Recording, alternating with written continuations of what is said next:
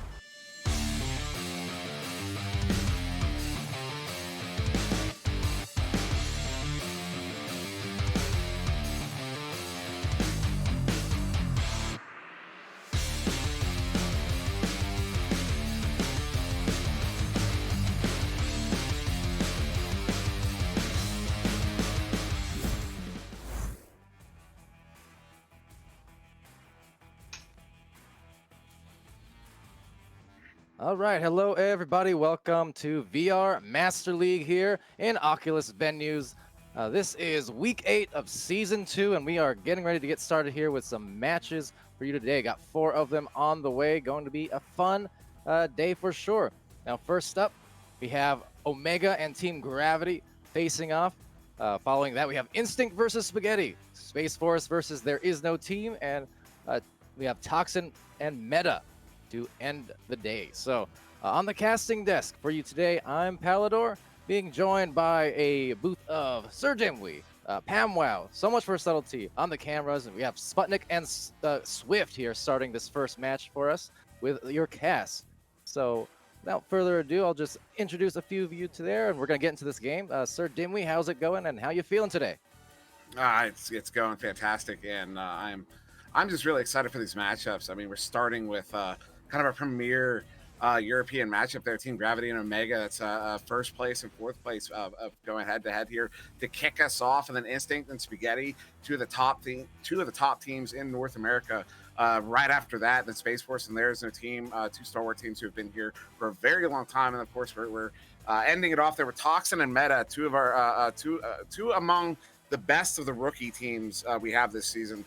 Very excited for these matchups. They're going to be extremely competitive. They're going to be fantastic games. Every single one of them is going to be fantastic, and I can't wait to get into it. Yeah, absolutely. And also, PamWow, if you're there, want to say a quick hello and joining us for your first cast here in venues, that is, but our acclaimed and famed OCE caster. But like I said yesterday, much more than that. Doing some great work here. And how do you feel about these matches? Yeah, just like Sir Dimwee, I'm feeling genuinely excited for these matches. It's quite a big change of pace for me from the OC region, so always great to try new things here and the with the Oculus venues, and it will be yeah, great to see. Very excited. All right. Well, with that said, we are getting into the match here and getting ready to start. So I'm going to hand it off to Sputnik and Swift, and we're going to be back later, the rest of us, for these other casts. So you guys enjoy the show. Thank you for joining wherever you are, whether it's Facebook Live, uh, Twitch TV, Juked, YouTube, and of course, Oculus venues. So thank you for joining. Big thanks to our sponsors as well, and Pro2 VR, VR Cover, VRWare.net, Fixed Gaming, and Rebuff Reality. And of course, our league moderators, Wit, Nada, Gilligan, Princess, Alakos, Sneaky Evil, Echo Zero, and Dano McFabulous. So without further ado, Swift, SputnikKobra, all you guys. Well, hello and welcome to our first matchup between Team Gravity and Omega, and it's really going to be a great one today. And I'm SputnikKobra, and I'm joined by my co-caster Swift. How are you doing today, Swift? It's so good to have you back. Hey, what's up? And yeah, very excited to get involved in these venues matchups, and some exciting matches going on. So first of all, in the EU region, gonna do Omega versus Team Gravity, two of the top teams in Europe right now. Absolutely, and Omega being formed during this season, a few weeks after the initial start of the season.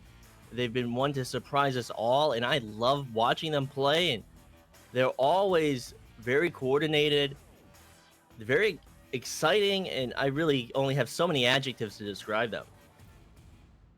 Yeah, and they're recently having a little bit of a roster change. So Dave Stand here coming in for them, who was previously on Watching Weebs, I do believe.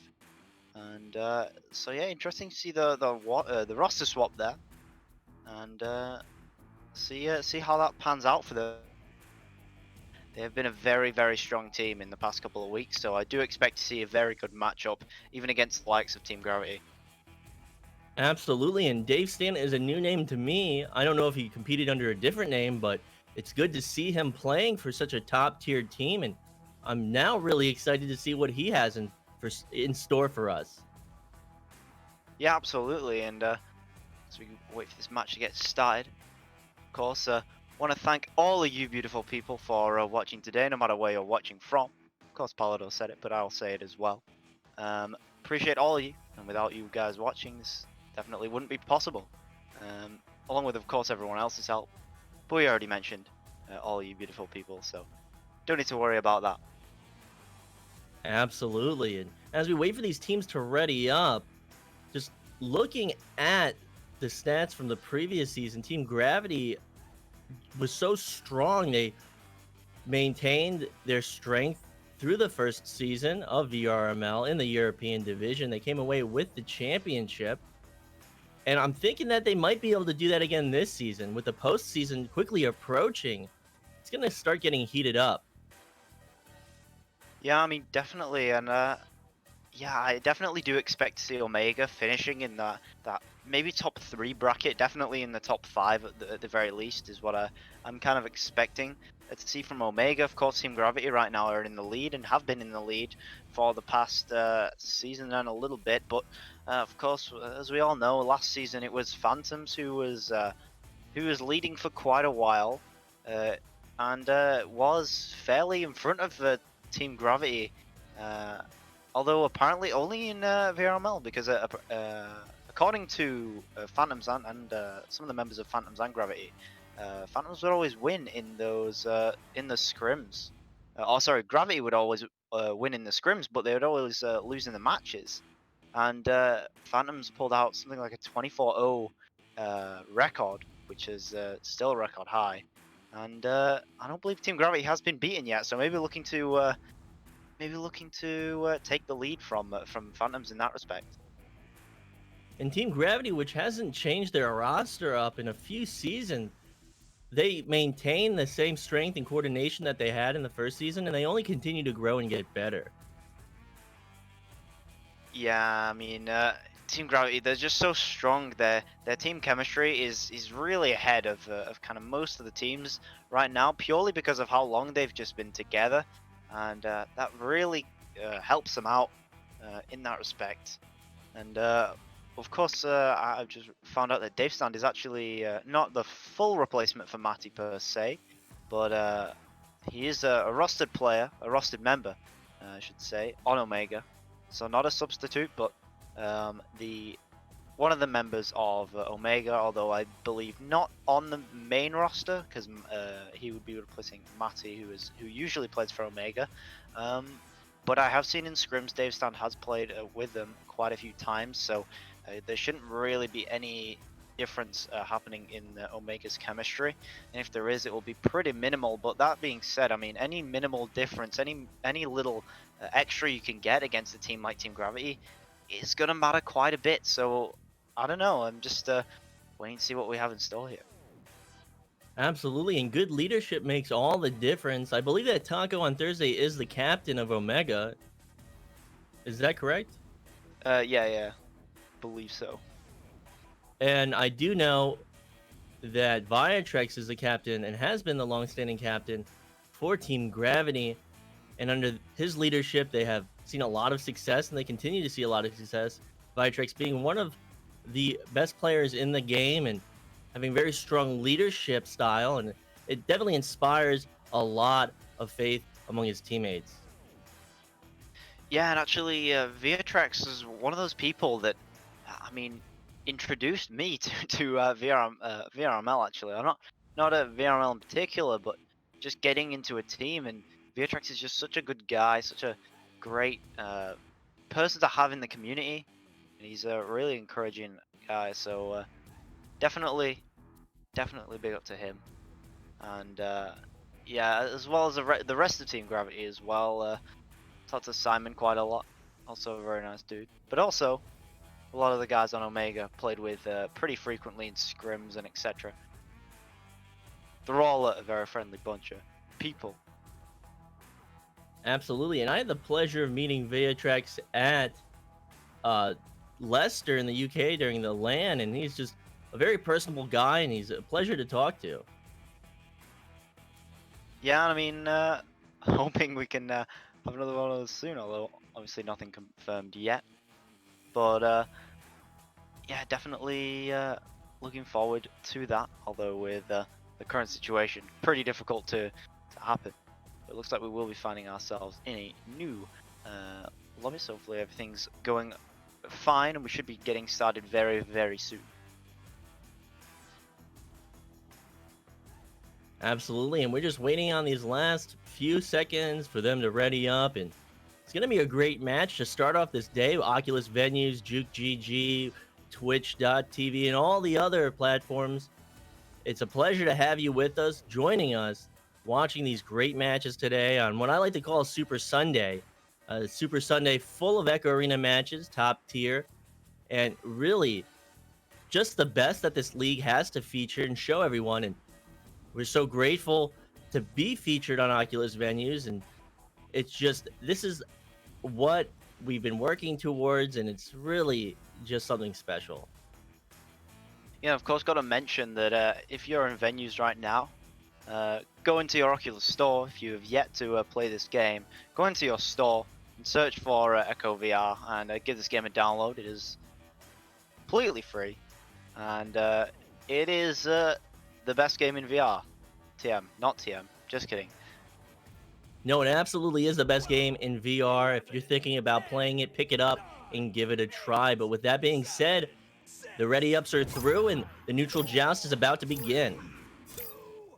Yeah, so you expect Gravity to have a very fast stack. They are definitely known for it, and they're definitely coming through here. They win the initial joust, and actually they managed to get the disc off it as well. So already in position, it's going to be Simon receiving that disc, and he is going to put it in for the 2. Just going to slice that through. A couple of defenders there. Very well organized. Good play from Team Gravity to kick this one off. A very quick rollout off that neutral joust into bubble. Simon maybe faking for passes, deciding he didn't need to do that. And just taking the shot on 2 goalies behind goal. So that's 2 points, 30 seconds off the clock. Joust advantage to Omega. Taco on Thursday to pass forward. Emil to take it along the wall. And this is a very quick rollout from Omega. Dave Stan now with possession, looking to the floor, getting that up to Dave. And then getting back to Emil. This is incredibly quick passing, very hard to follow. But they move up quickly into the bubble and trying to avoid that defender, avoiding him, passing to mid, and the shot coming through from Taco on Thursday at 5 meters. That's a minute off the clock. That's 2 points each for both teams. That just shows you how quickly they play.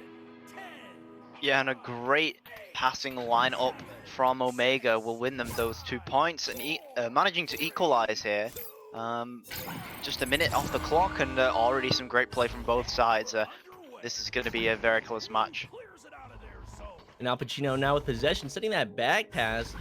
And equally quick passing from Team Gravity, trying to avoid that stack from Omega. But Omega's double stacks are able to find possession with that clear. They're trying to follow it up towards that bubble. They're going to get it at the ceiling. BK now with it under pressure, double pressure. Trying to avoid that defender, sending it up to Taco on Thursday. Taco on Thursday looking for that cross, getting it to Pac-Man with Dave Stan. Dave Stan now under pressure, trying to get set up in the bubble, going to floor, but the dive from Simon and the interception falling off by Dave Stan. So Dave Stan, this new appearance, very strong player, and BK now with it under goal, going cross to the wall and then straight to shield and another shot. Taco on Thursday is going to finish it at 4 meters. Oh, and it's really unfortunate to see Team Gravity concede like that. Simon dived before that disc was even thrown. He read that play. Very, very good job from Simon. And I mean, pretty sure he was in goal as well, and the lone goalie. So a risky dive, but it definitely paid out. But the clear just isn't through. Although this might be a quick 2. Lewis trying to get this through, and he's going to get the dive, but BK is going to read the shot. And it is going to go straight into his hands now, and it's going to be Omega trying to find this disc. Are they quick enough? Or just but stunned away by the stack of Team Gravity. And now the quick pass coming out to Simon, and now trying to get it through. Lewis doesn't find much time with the disc, so now Simon and Al Pacino at the back line now trying to stack through, and they will get the stun, and they will get an easy 2 as they do have an open goal. Very well played by Team Gravity. Double turnovers from both of these teams, but able to come away with the 2 points is Team Gravity with that double boost, the double pressure on the goalie of Omega in the bubble, coming away with possession and putting that in. So joust advantage now with Omega. Taco on Thursday, TQB sending it left to Dave Stan, and then a quick relay up forward through the tube, but the stack and the pressure from Team Gravity forces the turnover, and they'll clear it towards the bubble. So now in the Omega bubble. It's going to be Simon. Just going to back that one off to VRML, but he's not too far away, and he is just going to take it straight through back into the bubble for another 2-pointer. So now Team Gravity finding 2 points in a row. Sorry, two 2-pointers in a row. So now VRML with that 18-meter-second shot. Very difficult to save. Good shot placement, and it will win them now this 2-point lead. Such incredibly quick play from both of these teams on offense and defense. Taco on Thursday not able to complete that reception to the tube. It will be picked up and then turned over again, but that triple pressure on that possession holder, and it's going to be turned over once again. Now it's a fight in the tube. The stun's coming through, and Simon's going to throw it towards that bubble, and it's going to bounce towards the shield, and it's now going to be a 1v1 for possession. Coming away with it and putting that in is Lewis behind the goal. So that's now a 4-point advantage to Team Gravity. Yeah, so you notice the communication there from Team Gravity. VRML didn't worry about boosting or trying to leech or anything, or getting the disc in any shape or form. He knew that his stack was at the backline was going to come through for the disc. All he had to do was just get that one player either stunned or just kind of trying to avoid him. And he did get that, and that won his team the 2 points overall in the open goal here, but not finding much time with it. Finding Dave Stan's head actually a couple of times there. Absolutely, and this is such a quickly paced match. They're playing with such intensity. It will be cleared down towards Team Gravity's bubble, but Team Gravity looking to retrieve it, but hot on their heels, but missing the stun. Team Gravity will come away with that clear towards the bubble, and quick to get it will be BK of Omega, and he's going to follow up with a pass to Tube, so Dave Stan now with it, and a soft pass to mid to Taco on Thursday, and looking to get their offense set up. They'll pass it down court. Now Emil with the shot, but it's not going to be on point. Team Gravity will come away with it. Yeah, it's not often Team Gravity gifts you with an open goal like that, but they did, and unfortunately not able to take advantage of it. Although credit to Omega, they did take the shot, but they did have to take it mighty quick. They knew that Gravity was going to get back, and I see another opportunity, but no, they just get back to the goal so fast. This backstack from Al Pacino and Lewis is very, very quick. So it's one between Simon and VRML. It's interesting because usually we see Lewis and Simon on that stack. And it's interesting to see that no matter who the boosting pair is with, it's not just two of the players that can boost very fast, it's the entire team. And that's why they're so difficult to put up with. Because all they do is they just boost around the arena, and they just make it so difficult to do anything. And then the passing plays as well, coming through from Simon and Lewis here. The signature pass behind the backboard, puts it in for the 2. And now 10-4, Team Gravity now trying to run away with it in round 1. And it seems like the pace of this game is slowing down just a little bit. Team Gravity playing strong possession, maintaining it, getting it down court, getting their passes in the bubble. So TQB Taco on Thursday rolling forward, and then another pass forward and a pass back, trying to pull that stack out of position, but Team Gravity is just there and able to apply that pressure, cause that turnover, and picking up in the backcourt will be Al Pacino.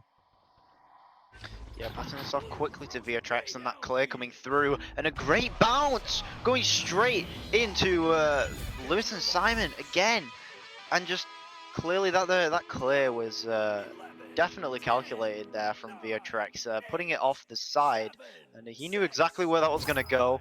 He knew it was going straight for that shield, and it did indeed. And a quick goal from Team Gravity again. Omega just can't get back in time. It seems like it's usually a 3-on-1 or at least 2-on-1 situation from Gravity whenever they're getting these 2-pointers, and they're really able to take advantage of this now. The stack coming back through again, but the back passing from Omega at the moment doesn't seem to be working out quite as well against Gravity as they may have hoped. And Taco is going to hold the disc, but Gravity just aren't going to push him. They don't have to. They're just going to make the interception instead. And just brilliantly played from Team Gravity. Not making any mistakes and not making any on that 3 either. And instead just going to make those 3 points. So now 16-4 to Gravity. And they just seem unstoppable with this momentum that they have. Absolutely, and just flawless execution from Team Gravity. And it's looking like Omega has been having difficulty keeping up. This has been such a quick-paced match and trying to pull that stack out of position, but Team Gravity just won't bite, and they continue to apply pressure. So with possession, BK now in the backcourt of Team Gravity, sending that back pass to Emil, and Emil looking for opportunities, and Team Gravity now applying pressure, forcing that pass, trying to pull this offense out of shape, but they're stack is just so resolute. It can respond to anything, and getting the stop is Al Pacino, causing a loose disc, and it will come away, but another loose disc, still fighting for it, and then the stun will come through, and Viatrex will go for the clear. Yeah, and just the individual play coming through there. There were 3 players on a stack there for Team Gravity, and still one player was able to put enough pressure on there to make sure there was no goal. I mean, the goal was practically open for a little bit there, and there will be a cross eventually coming through, but I don't know if there's going to be enough time yet. There's a minute remaining, give or take, in fact less than that after the countdown, so it's going to need some either very quick speed or just some points from Omega to try and slow down the momentum of Team Gravity. Absolutely, and it's important for Omega to get as many scores as they can so that they can maintain this momentum. They can go into the next round feeling fresh, feeling invigorated. And with possession now, Team Gravity getting these short passes and able to roll up forward. Al Pacino now with it, approaching the bubble, going for the shot, but able to shut it down as Taco on Thursday. Yeah, and I mean, I think they've just wasted too much time at this point. 30 seconds on the clock left, and it is going to be Gravity taking round 1, but by how much is just a question now. It's going to be Lewis getting the disc stolen. VK grabbing that, and Gravity being a little bit more loose with it here, seeing what they can get away with, because they really don't have anything to lose here. They're just seeing what plays they can make in this remaining a little bit of time, but I think one of his head's teammates just released the disc a little bit wrong there off the backboard. But what was otherwise a brilliant passing play towards the end of the game won't make a 2, but it doesn't really matter. 16-6, Team Gravity with a 10-point lead in round 1. What a strong initial showing from Omega, but Team Gravity able to adjust to the change in pace and outplay Omega at this very intense, quick play, and their stacks are just on point. They don't bite, they don't get stunned, and they are able to maintain pressure on the defense and offense. Yeah, and I mean, just absolutely on point play from Team Gravity, and going to the stats club just for this round. Still got another round for Omega to try and redeem themselves a little bit here. It's going to be Simon leading the points, and the assists a little bit as well. Simon assisting Viatrex as well. With his 2 points, and Viatrex getting 2 assists as well.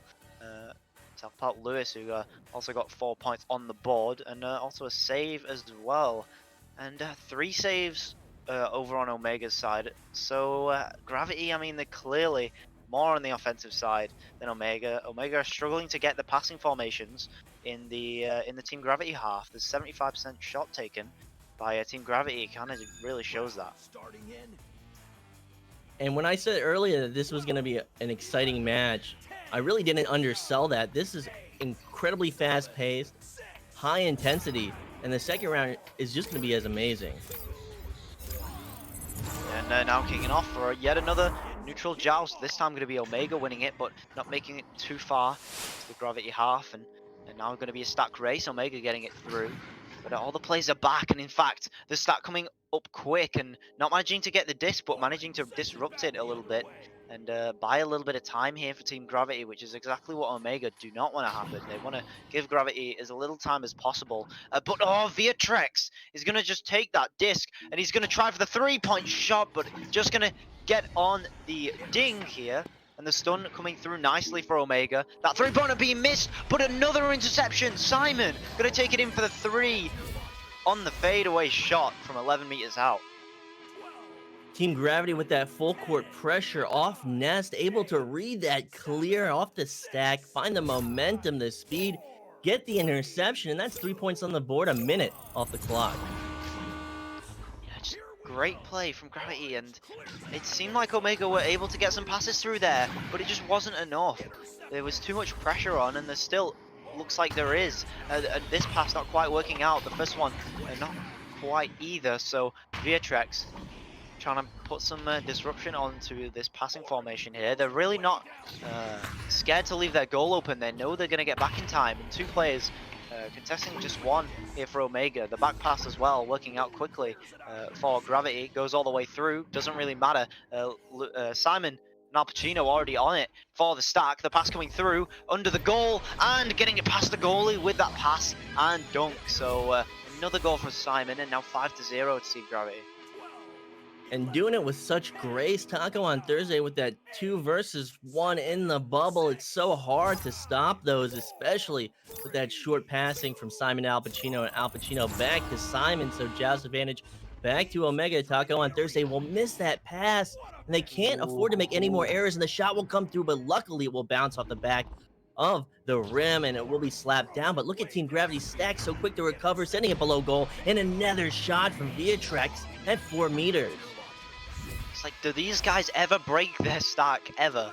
There's always a stack to get back or to get that disc, and that's kind of seems like what Omega seems to be struggling with right now. They have that kind of balance between the passing plays, the back passing, and the stacks. Omega, they kind of have that play style in between Phantoms and Team Gravity, whereas Phantoms kind of utilize their passing a lot more than a lot of teams, and back pass a lot to try and play the clock. And Omega definitely do plenty of that, but right now it seems like they're doing a little bit too much of that. Their stack kind of isn't being focused on, and they're conceding a lot of goals because they've only got one person back a lot of the time, and it's they're really struggling here with it, especially on offense when they don't have enough passes. But as we see, is when they do get all their players downfield, when they do have those passing opportunities, they can get those goals, and they'll make a 2-pointer when they have all the players downfield. And now reducing that point deficit to just 5, and they've got 6 minutes 40 remaining to try and bring this one back. So Just vintage down to Team Gravity. Simon to QB, sending it immediately down to the floor. Viatrex with possession, up to Al Pacino, back to Viatrex, and then Viatrex is gonna try and find that back pass, but this is the moment for Omega to force the turnover, but they can't seem to get it. Team Gravity will maintain possession, and another error, but now in the hands of BK. BK going for the clear. Now it's in the bubble, and that stack will come through. This is their moment to change momentum, and they won't complete the shot off the backboard. It will bounce out of the bubble, and now in the hands of Team Gravity, but another turnover chance, and Team Gravity pressuring it. Now at the ceiling will be Dave Stan, and he'll lose it to Lewis, but another turnover to BK. So Omega really applying the pressure on this defense, and another shot as it bounces off the crossbar, but back in the hands of BK, and it's back and forth, and finally Emil at 7 meters will find the 2 points. Nice anchor shot there from Emil, the goalie for Team Gravity just getting back there, so good time to take that anchor shot right on the goalie's head as well. Very difficult position to save, especially when you've only just gotten in the goal. And, great shot placement there from Omega. And yeah, I think those missed 3-pointers kind of might haunt them here, because again, it's not very often that you get these opportunities from a team like Gravity. And I mean, they're kind of being gifted some opportunities here they're not really taking advantage of. They're really going to need everything here if they want to beat this team. And I mean, at the moment, they seem to be definitely stepping it up, but although Gravity doing just the same on the other end with another 2 after a great passing play. And I mean, if the goals are just back and forth like this, then Gravity's going to take the round. Omega, they have to make some strong play, maybe some 3s even into this round. They've got to change something up with their play style, or just the way that they're stacking plays together to get these passes through. Because I mean, at the moment, they don't seem like they have many passing options. A lot of people in the same place with stacking 2 people on that same tunnel. Viatrex looking at a pass here to Simon and Lewis, who's going to snatch that one and bring it straight up. And again, the stack not getting back for Omega, and it's going to be Team Gravity taking the 11-4 lead. It's looking like the same thing that happened last round a little bit, but Omega, they've got to try and turn this around now. And that quick transition play from Team Gravity just outpaced the Omega defense, not able to get back. So Omega to QB. Taco on Thursday passing from nest to wall, but Team Gravity so quick to apply pressure and read this offense. Now looking for the pass attempts in the bubble, but just taking it right in as Viatrex, and he's going to send it back out. Al Pacino up to ceiling. Now Lewis looking for that pass and that cross and that cut, and it's so good. Simon able to put it away at 3 meters. Just out of the bubble, in the bubble. Their passing is so crisp and clean. I really got to point out, there's got to be some sort of VOD review or them kind of working out the patterns of Omega happening there. They stacked 2 players on the left tunnel, and they passed right anyway, and it was still read by Gravity. Usually, when you have the stack like that going through and you pass to and you have 2 players shoot out from the same tunnel, usually the defenders will cover that tunnel. But BK gonna take the 18-meter shot, and he's gonna make it for the 3. So shutting me up there.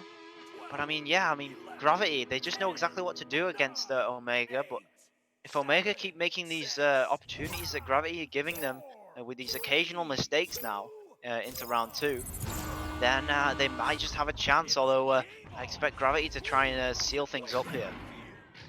And with that quick rollout, but able to get possession, Omega needs to capitalize on this turnover. They need to get down court, but Team Gravity getting it along the wall. Simon with possession, throwing it back towards that tube. Al Pacino now with it, and they're slowing it down. They don't need to quickly put points on the board. They need to run this clock out. 2 minutes, 30 seconds left, and just taking it up to that bubble, sending it down to the floor. And now with this chance, VRML with that cross, and another cross to Lewis at a meter. Just incredibly good passing. They're just pulling this Omega defense out of position in the bubble, and Omega's just having a hard time responding.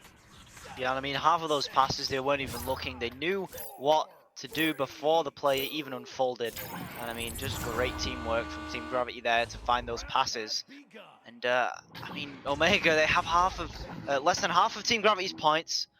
Although lucky that this one doesn't go in either off of this missed QB.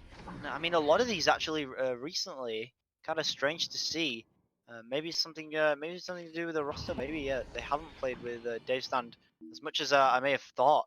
Maybe I mean, not to blame people, but yeah, maybe the team chemistry just not quite on point, or maybe they're just having a bad day today. Because I mean, Omega could definitely put up some better plays than this at least. Taco getting stunned away, and just coming back from the stun, but it's not enough. Simon getting the pass behind the backboard and able to put it in for another 2-pointer.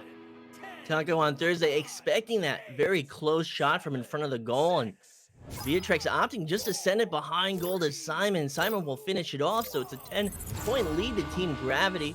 Joust advantage back to Omega.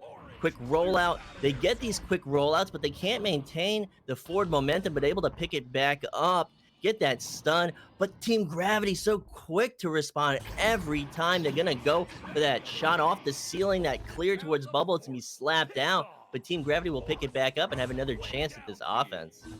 Yeah, Al Pacino, oh, you know what to do with that disc as soon as he got it. The stack only just getting back for Omega, so the shot came through, and this shot also, but oh, that block again, stopping the 3, and that block has stopped many 3-pointers going in from that tunnel area. Simon gonna take that goal. Maybe not sure if it was in or not from the shot from VRML, but takes it in for the 2. And I mean, either way, wasting so much time. There's not going to be enough left. Team Gravity is going to take this set against Omega. And a great game to both teams. Just such intensity, such fast-paced play, and Team Gravity's defensive stacks are just so strong.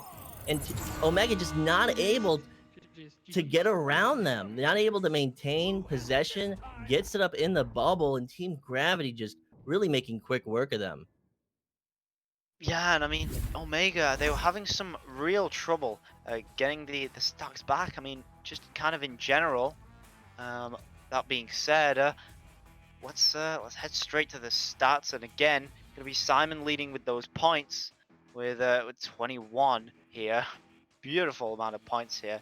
And Lewis also with 10. VRML still finding himself 4, and plenty of assists across the board.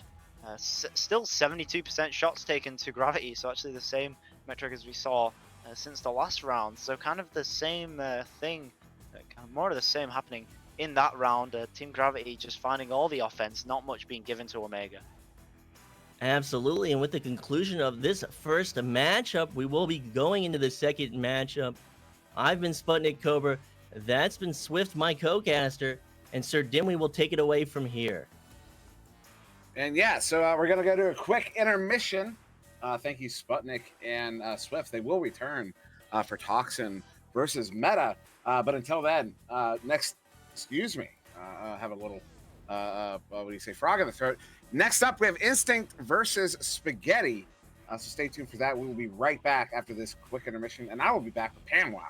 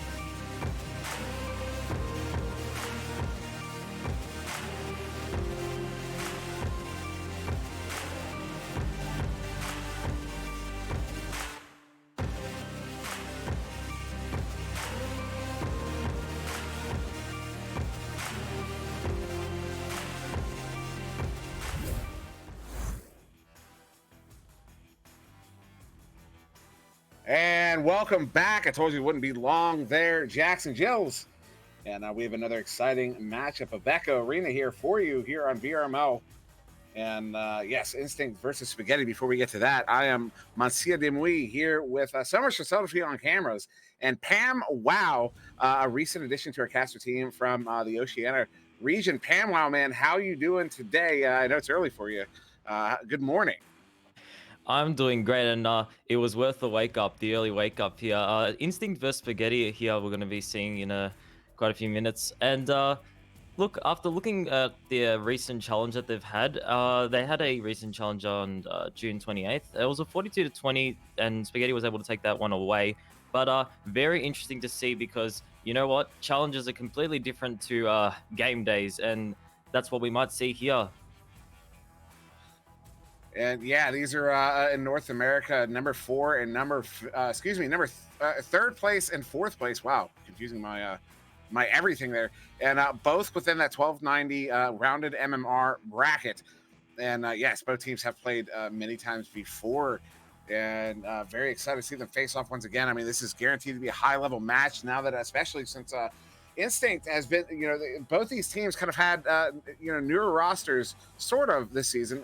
Spaghetti significantly, and Instinct picking up Ender here in this season 2. And now that both teams have settled in together, we're in we're at the end of week 8. Excuse me. They finally been able to. It's been almost 2 months this season, and that's a lot of time to get familiar with one another. Yeah, a lot of team chemistry being built up over these weeks, as you've said now. And we're going to be heading into this round right now, I guess. And we're going to be heading in and, looking for a great game here. Instinct Spaghetti, if it's anything like we just saw with Team Gravity and Omega, certainly a lot of action-packed gameplay to await us. And we're going to be launching in right now. And that is Spaghetti got to win that one. That's Spaghetti on the right and blue. Meatballer Blenders out and Oculus. That's a 2.2 second joust time. Then Instinct there on the left, and orange, Connemara, Chaos, Cruisin, Kavichi, and Ender. And that is Cruisin losing that one there to Oculizator, turning that one around. Going to send this in for the bounce shot. Is it going to make it in? Ooh, just wide. And that's going to be Kavichi picking that one up on the back line, sending it out. And already a lot of action just from the joust here. That's going to be Al making his way inside the bubble and finding that opening inside shot. 2 points going over to Spaghetti. And wow, a lot of back and forth action already in the first minute within this game. Yeah, this is that high level play that we love to see from teams like this. I mean, this is a master tier matchup. I mean, this is the top of master tier here facing off as it's going to be Instinct coming out on this joust advantage. Going to be handled there by Cruisin. Just a quick tap pass there to Ender. Phenomenal play, although that pass to Connemara doesn't take. This one's going to get passed into the bubble. Cleared into the bubble where Ender's going to pick it up here for Instinct, turning it around for maybe an opportunity here on offense. I've never seen joust advantages handled like that. That nice little tap to the roof there, and the bounce actually worked for them, and they were able to maintain possession there. And here comes Connemara through to the left tunnel here. Nice setup there, and he might be utilized by Instinct, but it's going to be Spaghetti in the end, finding the clear through the left tunnel. So that one cleared down into the Instinct zone, but it's going to be Cruisin on the back line. Cruisin, one of the best goalies that have come out of VRML in recent months. Now this one going to bounce to the bubble, picked up there by Ender. Ender bringing it in. Ooh, with the juke, and he's going to get it in. 1 on 3, 1 on 4 even. Jukes out a couple defenders, brings it in on 2 goalies, and that's good enough to tie it up here just under 2 minutes in.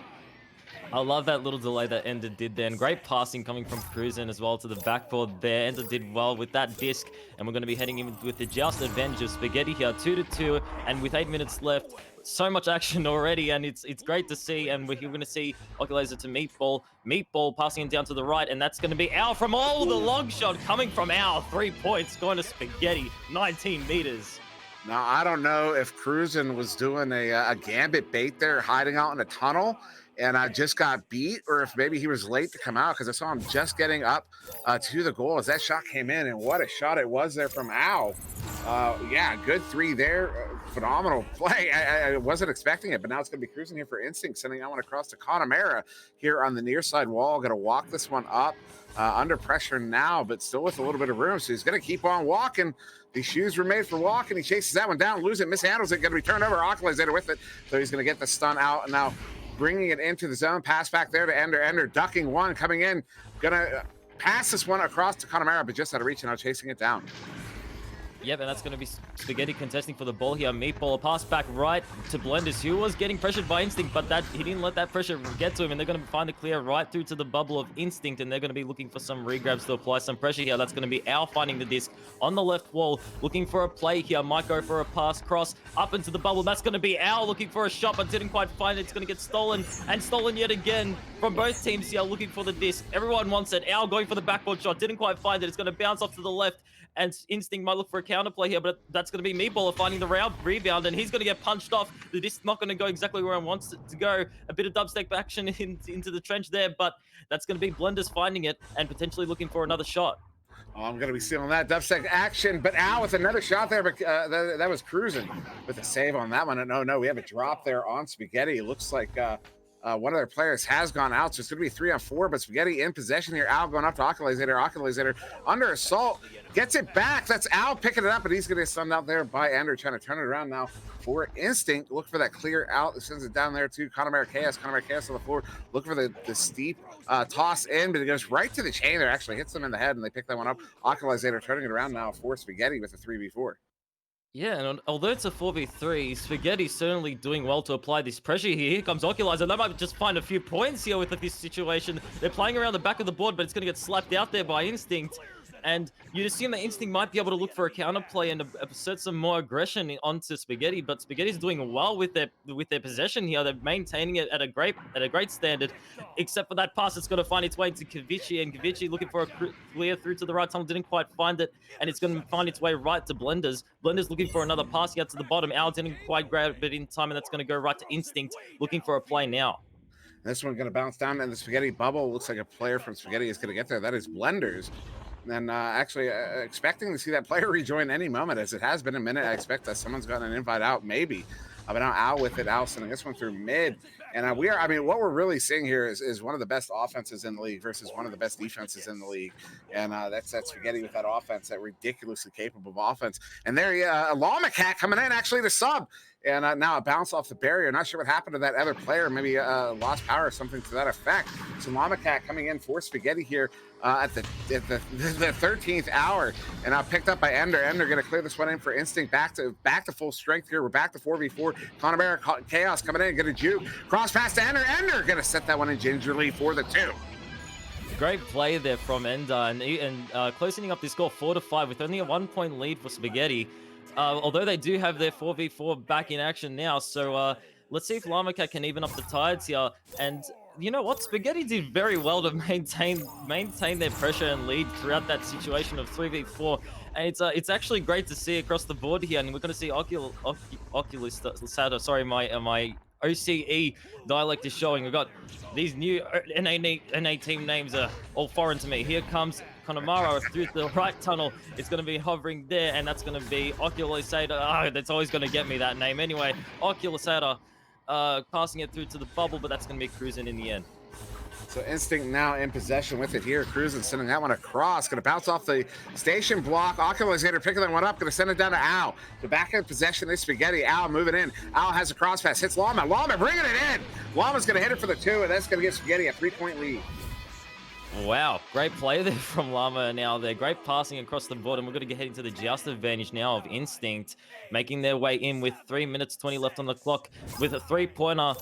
Is essentially all it's going to take for Instinct to get back into this round. So it'll be great to see if they can make a play here, launching into the round here. It's going to be Cruising, making a pass there to the right to Ender. Ender, nice pass to the left. Connemara through the left tunnel, getting pressured there by Spaghetti, but he's not going to let that get to him. He's going to find a pass there to the right, potentially setting up for a 3-pointer here. But it's going to be Spaghetti finding that disc first and finding a slap. That's going to be Cruising finding the rebound there and potentially finding a shot off the 3-pointer. Oh my lord, Cruising. Great shot there. Cruising on in through that bubble. What a drive. That was ridiculous. And looking like player on Spaghetti, and Meatball has returned. So presumably, although he should not be in this game before Llama Cat has left, he's going to be hearing about that one as we come out here for this joust. And Llama Cat is out. So, yeah, this is an awkward situation. Oculisator sending that one up to Blenders. Blenders going to back this one up. Look where that cross pass is going to go back to Oculisator here. Oculisator now moving patiently. And yeah, this is no bueno. Miss pass there. and now handled by Blenders. Blenders going to send that one across into the hands of Oculus. He's going to clear that one out. Now they do have a lead here, so they do have the right to be playing safe as they are, but as we saw earlier, Spaghetti do have an insane amount of pressure when they are attacking, and I feel like they can keep utilizing that throughout this round to find themselves, finding this round and effectively finding the match. And here comes Limacut getting stunned out there by Cruisin', and Cruisin's going to find the clear, potentially right through the left tunnel. Is going to pass and make its way through to Connemara. Connemara setting up for potential regrab play here, but that's going to be Blenders finding in the end and going for it clear through to the right.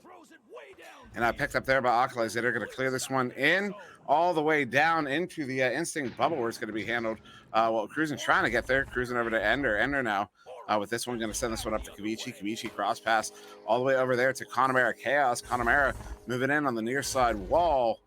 And over there to Ender. Ender now moving in on the ceiling. Going to go down to Kavichi. Kavichi cross pass Connemara. Connemara with the angle. Going to bring that one in on the other hand.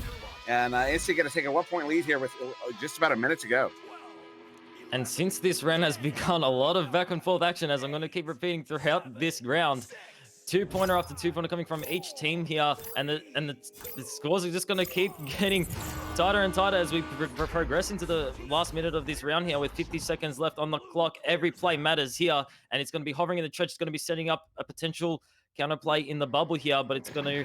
Oh, yep, that's going to be Limacat finding it outside the bubble. Might look for a passy onto Shield, but he's playing around the backboard and found the inside shot. Great play there from Lava inside. 2 points, taking this round 9-8.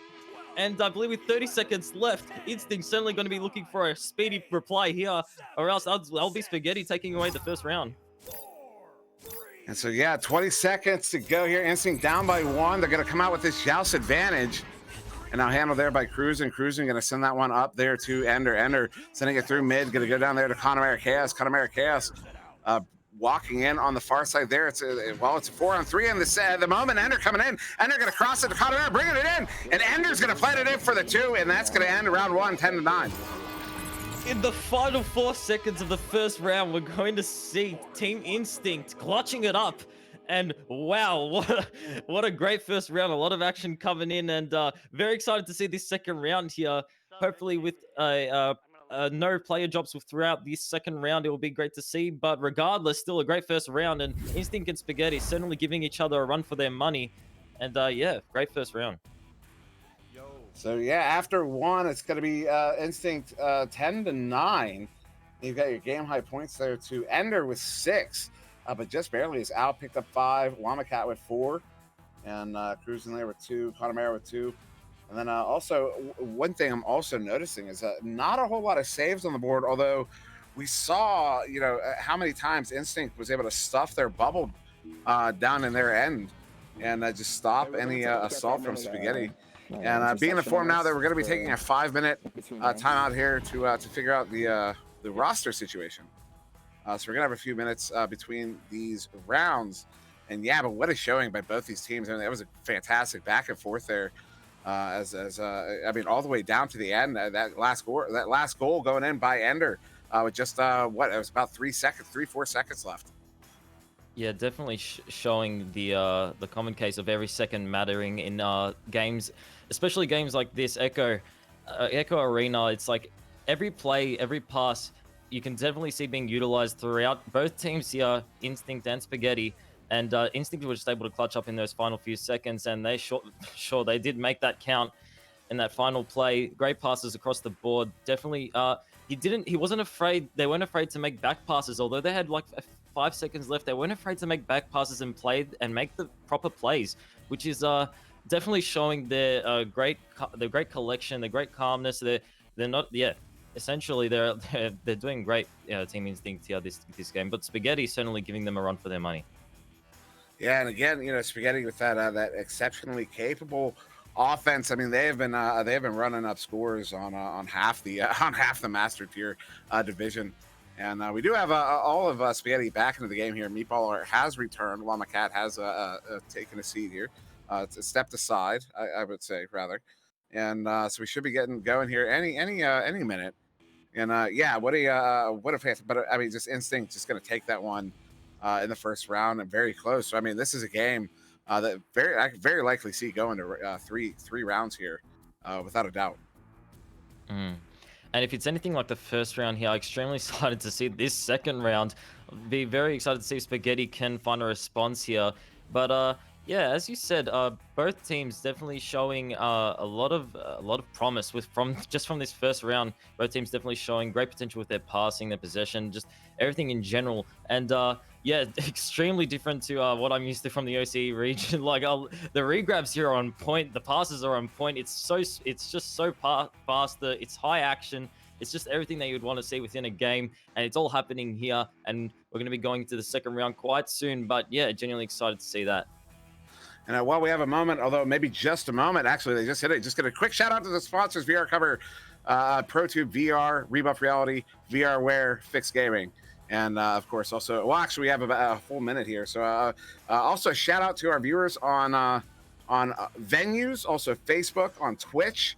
And particularly if you're on venues, if you're watching us from venues right now and you like what you see, and you're wondering what all the fuss is about, you can actually download this game right now. It's free. It's currently still in beta, but hopefully not for too much longer. And once it releases, it will remain free. And you can pull up the store right there as you're sitting, waiting for round 2. Just go check that out. Just search up Echo VR, give that a download, and then once this game is over, go check it out. Because something I've said for a long time now, the one thing that all of us have in common is our first day in Echo Arena was a discovery. You know, it's not like finding another game where, you know, oh, this is kind of cool, I want to learn what's going on. You discover Echo Arena on your first day, and when you pop in the first time, you'll understand what I mean as we get started here for round 2. Echo Arena, I know the game. Isn't that the best game, TM? I swear Swift said something like that.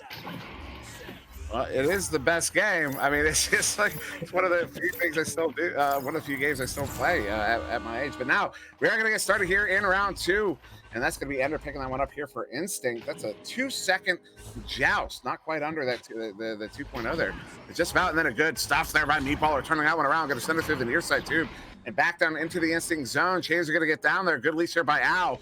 Everyone over shooting, although it's going to be Blenders finally picking that one up. Blenders, though, he's going to get stunned as he gets that pass back, finds hands of Cruising.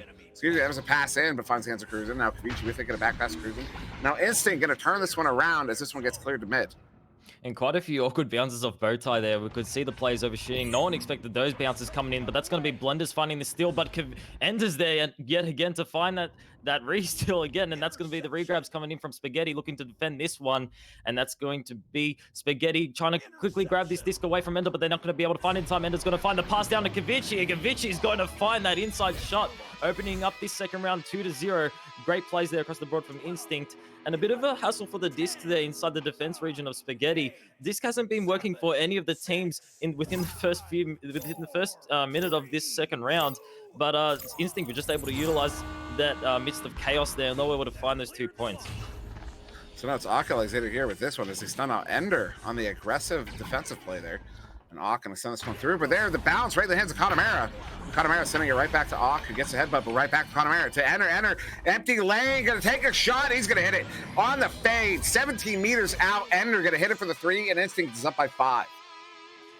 Great shot there from Ender, really utilizing the empty goal there. And Spaghetti, I feel like the regrabs just weren't as quick as they were in the first round. I feel like maybe something's got, maybe they're changing something up within this second round. They want to take away they certainly want to find this second round away from Instinct, because they definitely want to try and get into this third round here. But regardless, that's going to be a disc setup for Cruisin'. Then Cruisin' making a pass towards the lower trench there. It's going to bounce up, potentially sending for a play here, but the regrab's coming in from Spaghetti now. Go and find a clear through the right tunnel and potentially look for a counterattack here. And this one bouncing into the bubble of Instinct, picked up by Blenders, and he's going to pop it in there for Spaghetti's first goal here of round 2, 23 seconds after the last, and that's just over 2 minutes in, almost 2.5 minutes at this point. And yeah, Spaghetti finally on the board there, but Instinct with that joust advantage up by 3. Yeah, both teams certainly doing well within this game in general. We can see the regrabs coming in from both teams, definitely on point. And a lot of pressure being asserted here from Spaghetti in the opening, just advantage of Instinct. Instinct looking for a few passes up there, but it's going to get stolen there by Spaghetti. But that's going to be Oculus outside the bubble. Might look for an anchor shot on the pole. Went for a juke there and just does a slam dunk within that goal. Basically cruises it in. That goal, 2 points going to Spaghetti. Closing up the scores here, 5-4 with only a 1 point lead with Instinct. They're going to look for another adjust advantage play here. And that's just a classic. Oculus get a goal, going to juke out the goalie, bring it in for the dunk. So we'll be Instinct back with the joust advantage once again. Now only up by 1, but still in the lead. But still also about 7 minutes to go here. So a lot of time in round 2 yet. As Conor Marquez is going to walk this up on the near side wall, going to juke out the defender, send that one back to Cruisin. Cruisin now pulling Meatballer out, pulls him all the way out. So he's going to go for a very deep pass there. He's going to hit Kavici now. Kavici going to slow it down, let his team move through mid, get into position here as Ender inverts right above the bubble. Cruising here on the back line, going to send this one up to Ender. Ender not able to handle that one, and Blender's coming out of the goal to get the grab and try to send it out, but now caught in the far side trap. And from 4 minutes of just extreme chaos and extreme fighting for the disc, we're going to have some calm collection coming here from Instinct, looking for some plays. They want to draw as many players out as they can here. Barely missing a pass out of Kavici, and Blenders is going to be able to use that and find a clear potentially through the midsection. And it's the bounce. There's going to be a bit of an awkward bounce in the midsection. That's going to lead to Instinct looking for a play here, but it's going to be Meatballer finding the disc in the end and looking for a clear through the right tunnel. But that's just going to find its way into the hands of Cruz, and clearing is so important in this game. You can't just give up the disc like that, because that's going to lead Ender finding 2 points inside your bubble. Here comes Ender with the 2.7 to 4, a 3-point lead coming to Instinct. And Ender just uncontested there under the goal, going to bring that one in and just slam it on his side. And so that's now a 3-point lead here to Instinct. 5.5 to go here in round 2. As it's going to be Spaghetti here coming out with that joust advantage. Oculus hitter going to pick this one up on the back line, send it to the near side wall there to Meatballer. Meatballer, the defender, cruises right by him, so he's going to get a free pass in there to Al, in deep. Al under pressure there by Connemara, going to go up to Oculus hitter. Oculus hitter coming in over the bow tie, going to hit Meatballer on the ceiling. Meatballer bringing it in. Meatballer going to hit it for the 2, and it's back to a 1-point game. An instant response coming from Spaghetti here, and I feel like their offense is extremely greater than what we've seen from within the first round, second round. Spaghetti just, I feel like whenever they have their joust advantage, Spaghetti, they certainly utilize it to a great extent, and they're finding these points that, you know, a lot of teams couldn't find, and Spaghetti certainly doing well to maintain this pressure here. They're making their way inside the bubble, didn't quite find the stun there, and that's going to be Ender on the roof, looking for a play here, passes to the right, and that's going to be Kavici playing through the right tunnel. Bit of a pass back there to Ender. Ender, great passes across the board here from Instinct now, as we're seeing here. A bit of pressure coming here from Spaghetti, and they're looking to quickly grab back this disc, but it's going to be Instinct. So now Cruising with it, he's going to walk through, actually send that one through, but the bounce, Goofy, comes right back to Cruising. Cruising sending that one in, looking for Connemara, but it heads back towards mid. Ender trying to track it down, can't. It's going to be Oculus hitter picking that one up right there in the hands. Connemara casts, a couple stuns going out, a couple disc exchanging hands, but Ender coming away with it under assault. Going to get a double stun there, so disc is loose, and it's going to be Oculus hitter actually getting there, well, only for a moment. They're still chasing this one down. What a battle of even skilled brawlers there. And now long shot, oh, just wide. A bit of a fight there, a bit of a brawl there we just saw there, and that long shot nearly found its way off the backboard. Wasn't able to find it just immediately, but Al is going to find the rebound. Set a bit of an Al there because he got punched, but Meatball is going to find that disc off the rebound and found the inside shot for 2 points.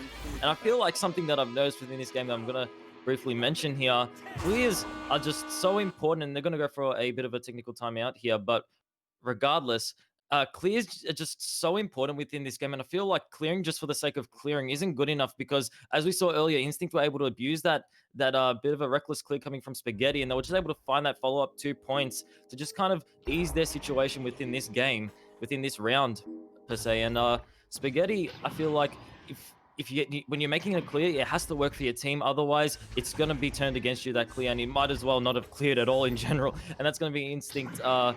Although they're a point behind here, both teams certainly showing a lot of credibility within these first 2 rounds. And so another time out here between these two. What am I saying between the rounds? We're still in round 2 here. I'm being goofy. Yeah, these 2 teams. I mean, again, we're seeing another game that's just within 1 point here.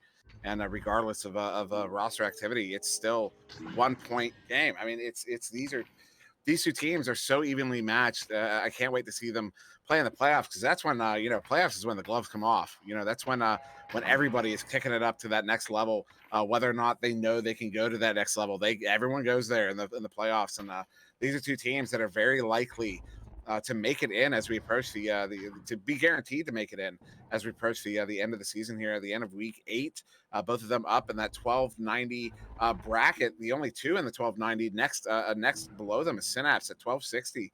And now, of course, they could be much closer than they look on the board, but nonetheless, I mean, that's it sets them apart, and it kind of, like I said, more likely to find their way into the postseason. And so I expect them to play in the postseason, and I can't wait to see it. Yep, and I do believe I did have an incorrect judgment of the way this game certainly was going to pan out.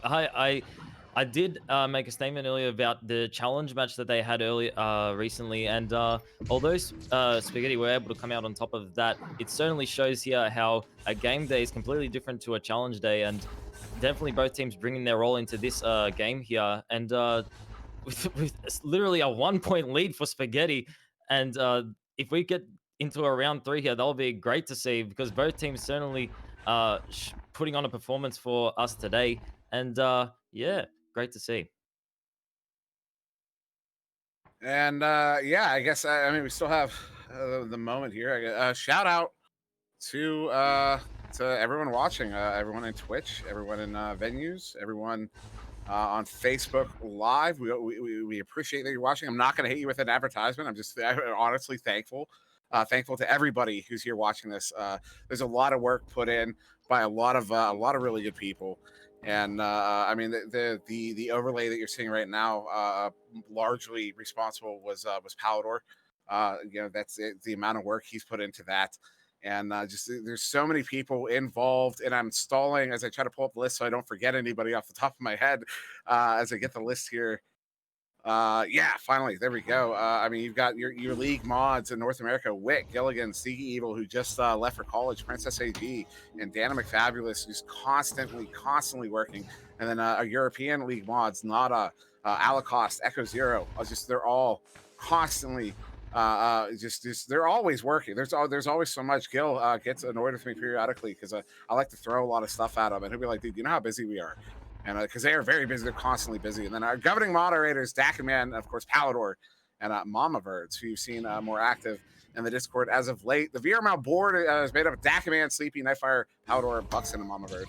And then, of course, all our casters. And I know this is not a complete list, but we got Palidore, of course, myself, SirDimwi, SputnikKobra, Swift, Caption, Skinny, Wit, Some Subtlety, Shimbitsky, Captain Canada, Andy W. B. Love, Dana McFabulous, Kong, Rocks Titan, Dash, VR, Jersey, Nightfire, Acadie, Shepherd, and a couple new ones here as well. PAMWOW. We've had Adam R. Fly in a few as well recently. I know there's a few that I'm missing. I don't know if I hit Mini Hat. We've also got Rosie with us now. I mean, there's so many people that do just so much work, and it all comes together for stuff like this. And so when I say thank you for watching, I genuinely mean it. Because it's the payoff. This is well, not this isn't the only payoff. There's a lot of payoffs, but this is one of the most obvious ones. And everyone involved is incredibly thankful for everyone who's watching today, and everyone that will be continuing to watch in the future.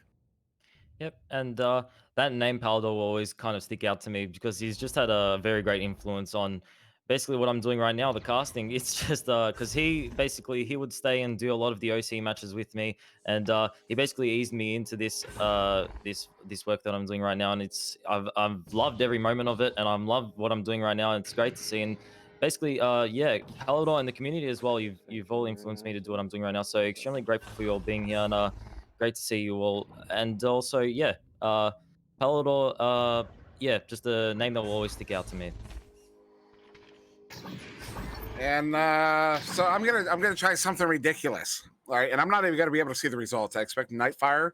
I know you can hear me. I expect you to report back after the event. So right now, in venues, all right, from so when you're looking at the screen to your right, and we're gonna go to the left. All right, we're gonna do a wave. All right, so everybody in venues, all right, everyone in venues, you need to be paying attention right now. We're doing a wave. All right, so from the right. Your right to your left, from right wall to left wall. Are you ready? You're gonna do it. All right, 3, 2, 1, so go. Now give him a minute. Give him a minute to do it. Give him a minute. Yeah, there's a bit of delay. I'm gonna.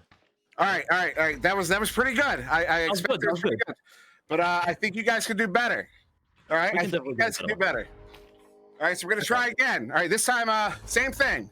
Right wall to left wall. All right, you ready? All right, 3, 2, 1, go.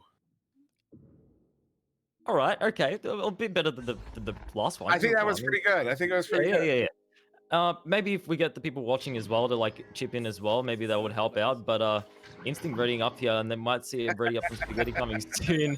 Maybe they just weren't interested in that wave competition at all. They just want to head into this game. They're tired of that, and we might be heading into the final, I believe 6 or 5 minutes into this second round here quite soon. And yeah, so it looks like I believe have both teams readied up at this point. And so since they said it's round 2 of 2, we're gonna have to wait one more minute here. So about to get restarted here in round 2. Now it is 8-7 in favor of Spaghetti. What was it, about 3:30 on the clock? Actually, it's 3:39:13 according to So Much for Subtlety.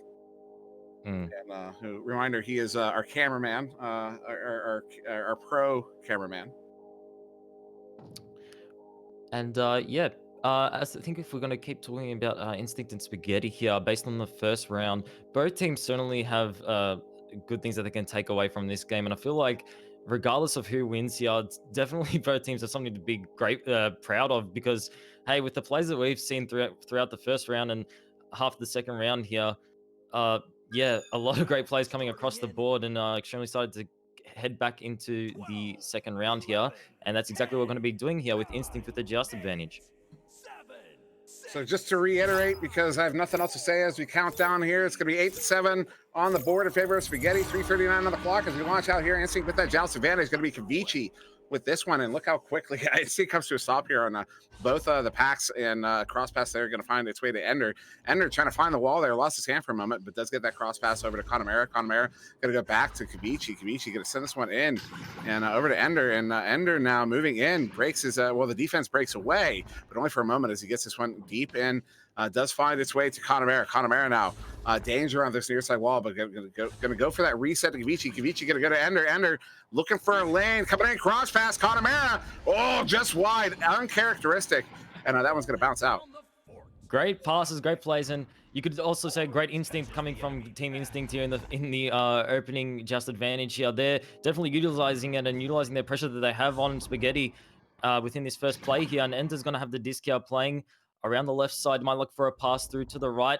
And indeed he does. It's going to go to Spank, who finds the disc, and it's going to pass it right back there to Kavichi. Kavichi now, he has a defender hour on him, but he doesn't let that get to him. But Connemara is definitely going to let that defender get to him, because Spaghetti's going to find that stun. But regardless, Ender's going to find that rebound and potentially looking for a play here. Passes it to the right shot, and that's going to be Connemara finding his way in off the backboard. Nearly found the play, but that's going to be Spaghetti finding the defense in the end and definitely finding the clear. But as we said earlier, the clears aren't going to be utilized to their full potential. That's going to be Instinct potentially finding a rebound play here. That's going to be Kavichi yet again from the outside looking for another play.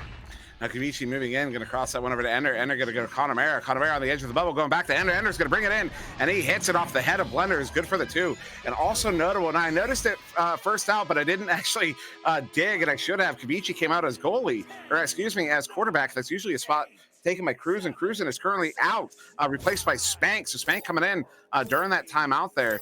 And so Spank replacing Cruzen, and actually Kavichi going to be playing in goal. Kavichi also a phenomenal goalie in the league, as Meatball is going to move this one through the near side too. And with 1 minute 30 left on the clock, still ultimately anybody's round here, and we can still potentially see a round 3 coming here. Four Team Spaghetti here making a play through the bubble here, potentially setting up on the roof, and that's going to be Owl off the roof, making a nice shot there, but barely made its way inside the goal there. And now both teams looking for the disc here, a bit of a punch there onto Blenders, but that's going to be Meatball finding it in the end, and he's playing off the roof, might look for an undershot, and another undershot coming there from Meatballers, and 2 shots very close to the goals there, but weren't able to find it in the end. But hey, Spaghetti's still finding these rebounds, and if they can keep the shots coming, they're certainly going to find the points coming. Inside shot there coming from Meatball, 9-10, a 1-point lead coming to Spaghetti. Something all too familiar that we've seen throughout these 2 rounds here. Both teams just taking the lead by 1 point, and I feel like it's every just advantage. We're seeing something new. And just like last round, we're in the final minute here. Instinct down by 1, and with the disc, is Kavichi going to send that one up to Ender. Ender moving through mid. We have 36 seconds to go here in round 2. Instinct did take round 1. If they can get one more goal here, they will take the game. Ender moving in on the far side, under assault by Oculizer. Going to send this one across. It's Connemara.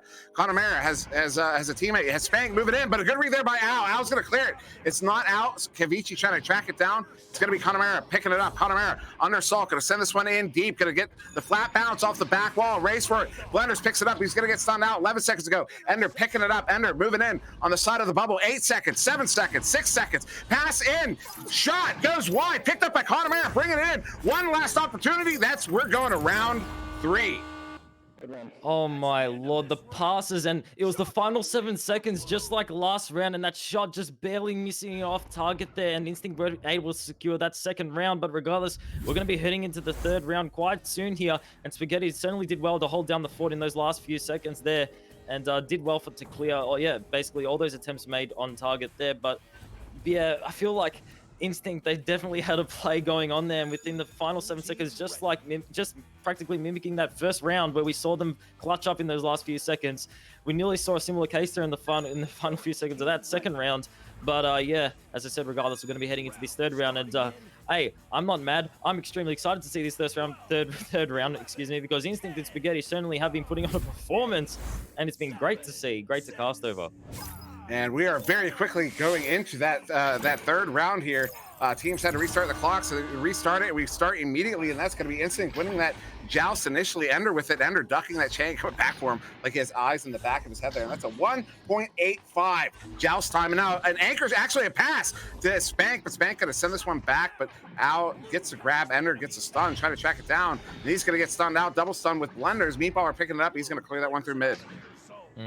Great awareness coming through from Instinct, and I feel like it's Spaghetti who's finding the counterattacks here and finding the counter plays, which is I feel like Spaghetti is most strongest within their offensive side. So when they're trying to turtle in and they're trying to protect their goal, I feel like that's when Instinct are able to take their advantage away for them practically. But taking the words right out from my mouth, Al finding those opening 2 points within this final round, Spaghetti, and 2-0 lead here with 9 minutes.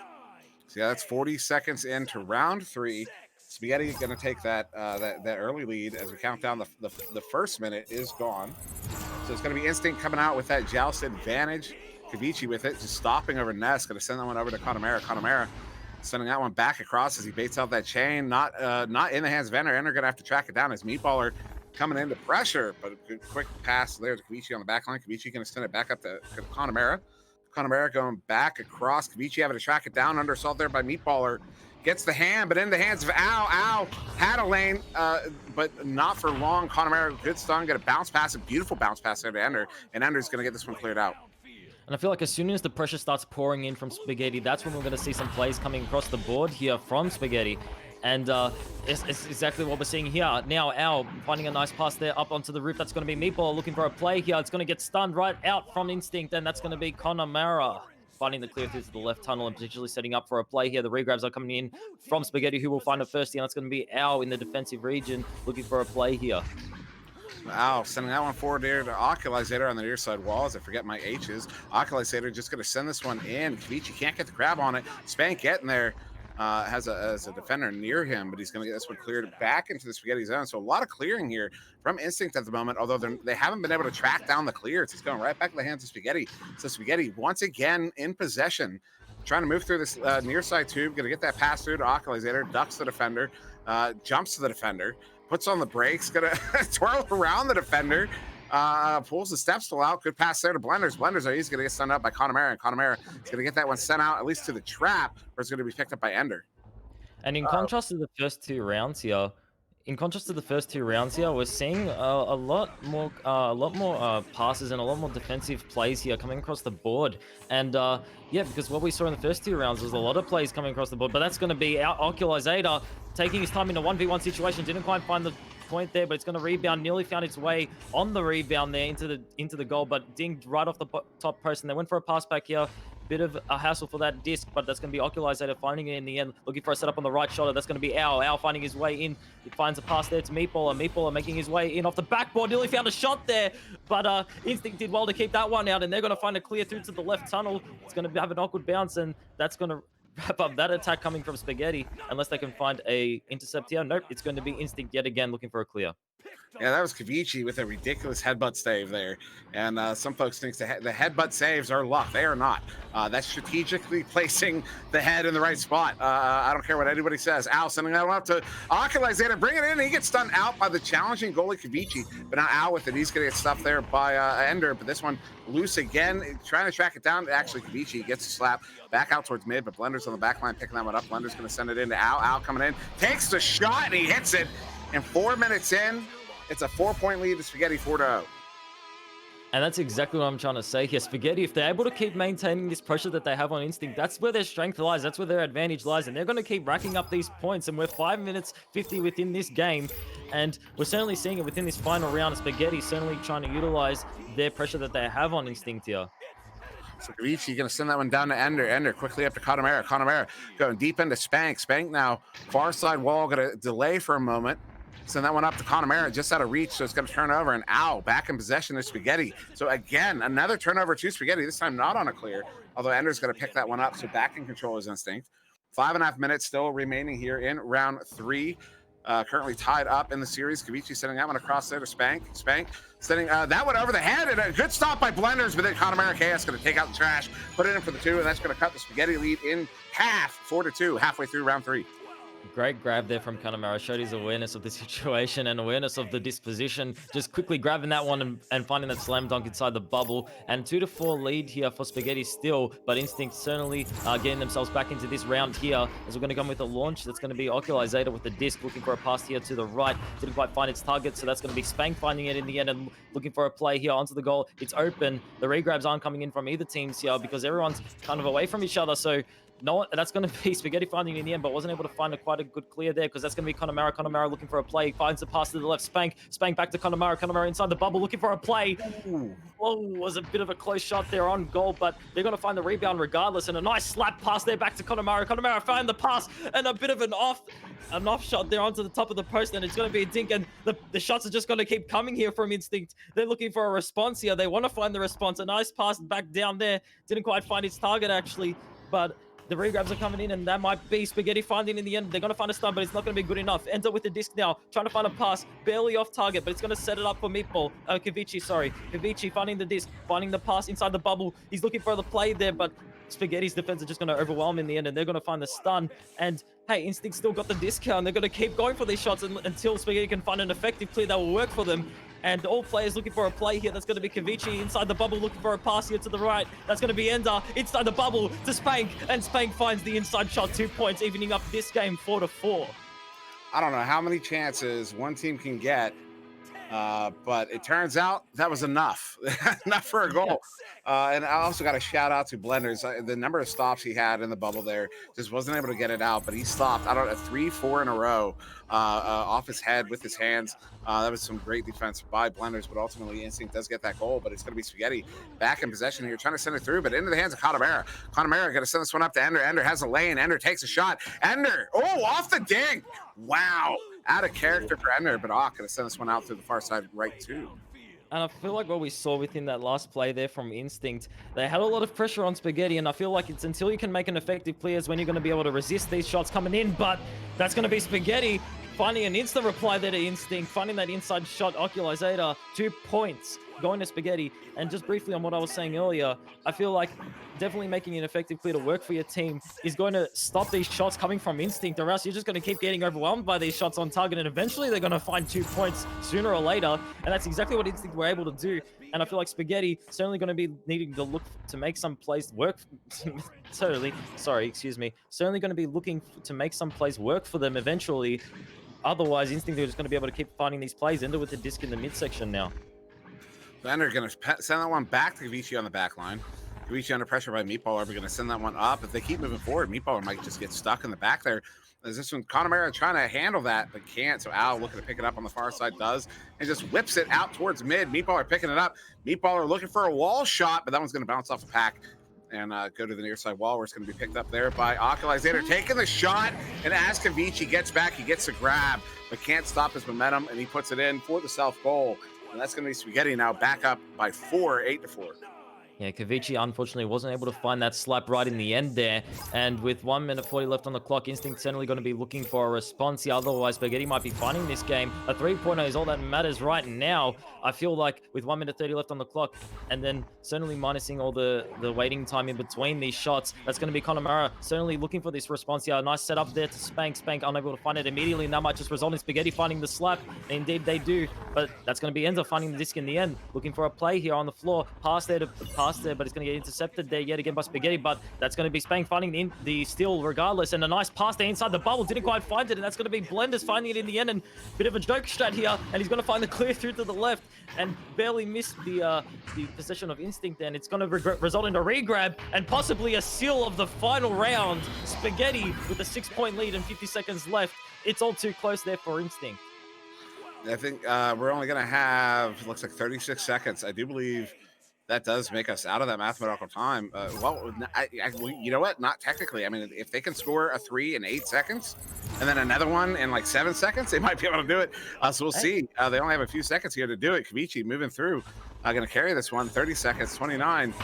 Going to send this one across, and I do believe we are now definitely out of that mathematical time. Ender looking for that 3. But Meatball are going to get the grab, send that one out. 20 seconds to go here.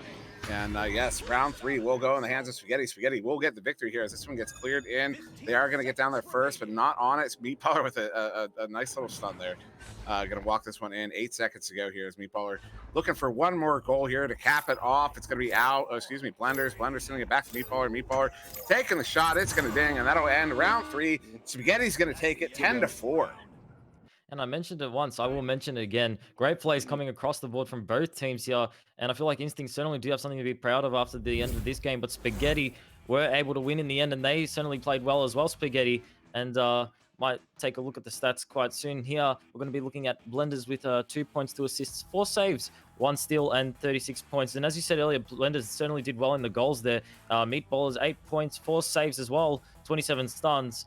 Oculus Adolf with 4 points, 2 assists, 1 save, 1 steal, and 49 stuns. Owl with 9 points, 5 assists, 2 saves, 1 steal, and 17 stuns. And Llama Cat with 4 points, 4 points and 1 stun.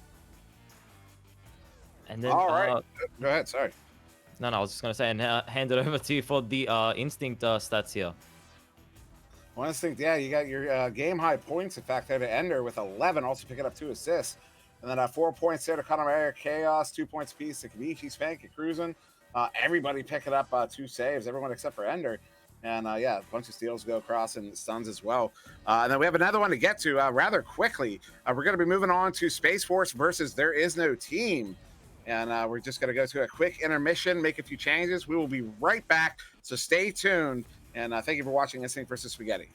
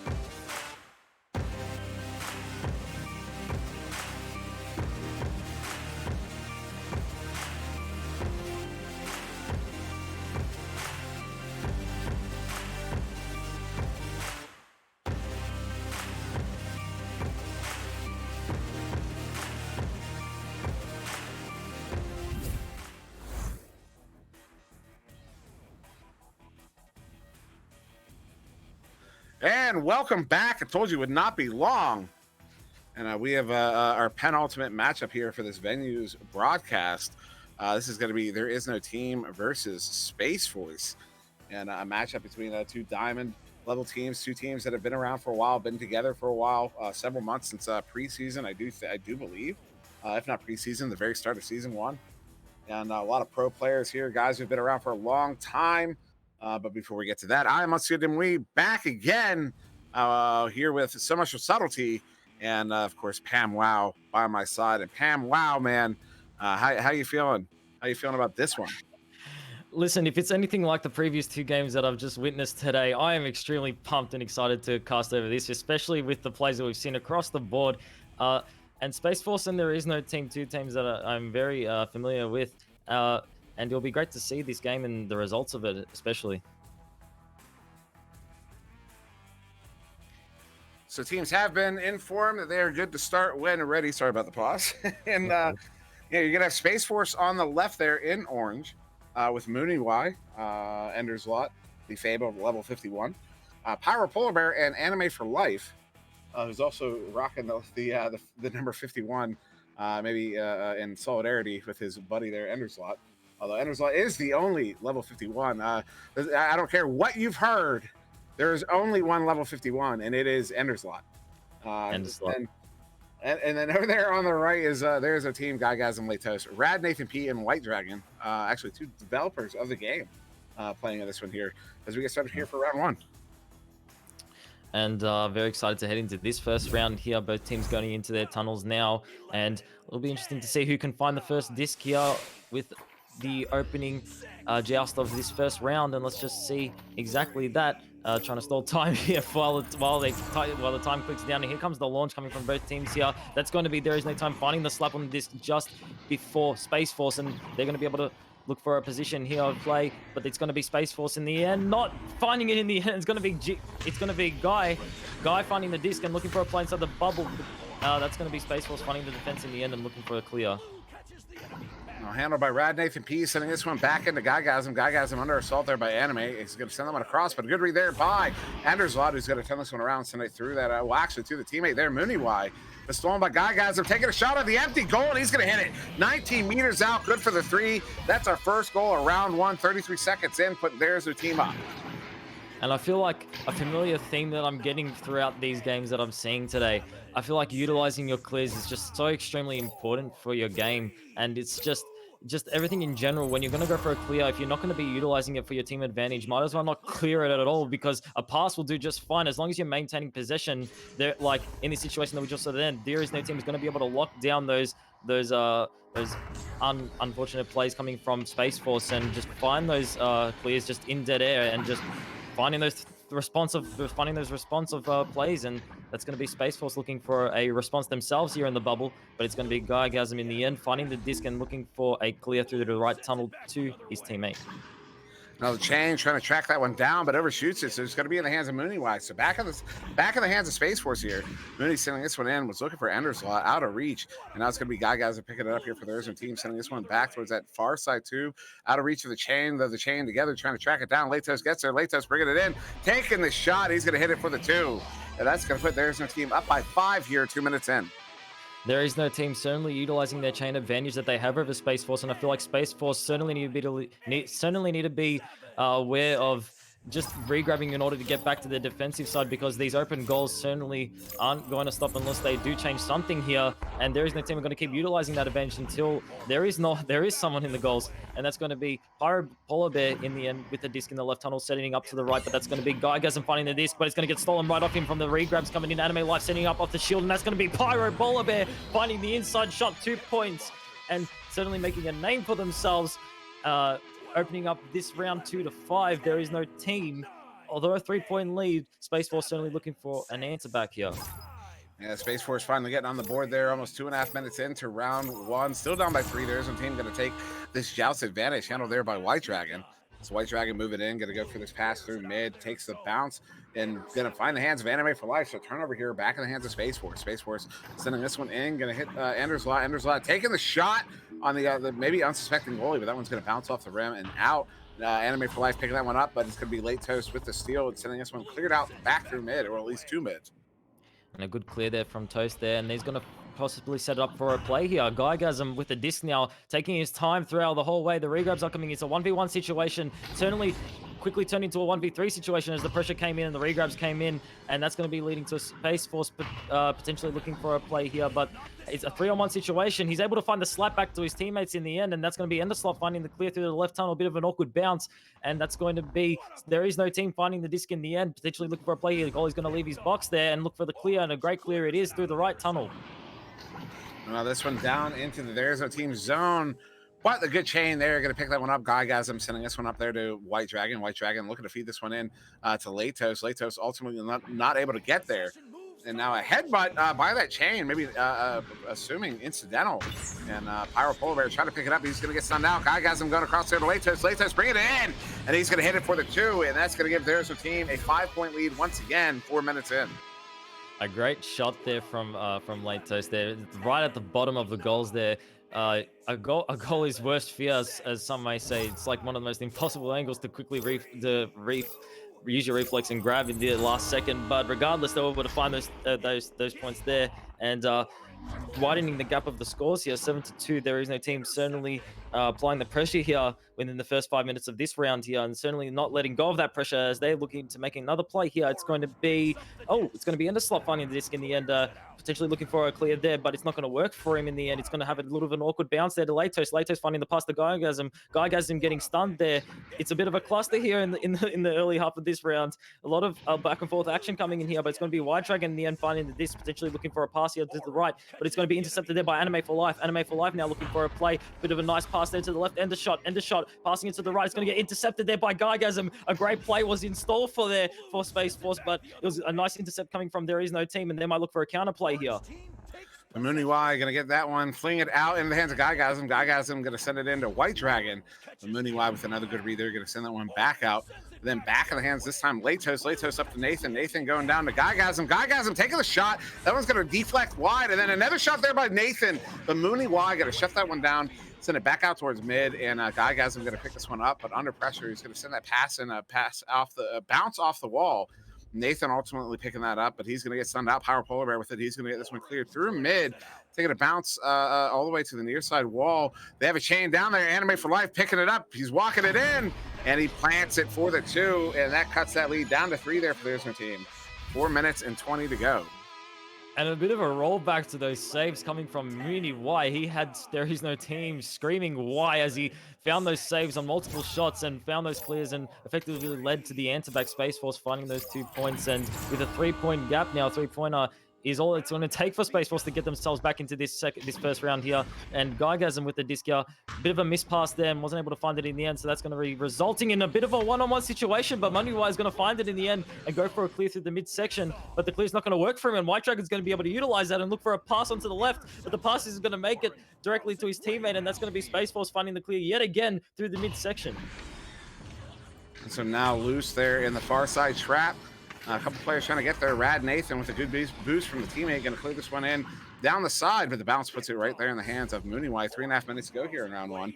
Mooney sending this one in deep. That one's going to bounce off the nest to the near side wall, bouncing down towards the floor, picked up there by White Dragon, but he gets immediately stunned out, where it'll be Anime for Life with it. But then Guygasm getting the steal there off that shot attempt, or maybe a passing attempt. But then Muniwai on the back line just going to slap this one back in. A scrum for it there on the far side gets slapped back in. Muniwai going to pick this one up again. Looking to send it back, and does. Going to get all the way through. Going to go down near the goal. Not a good bounce, though. Going to roll around and into the hands of Nathan there. Actually, yeah, Nathan. And now sending it out for There's No Team, trying to get it cleared.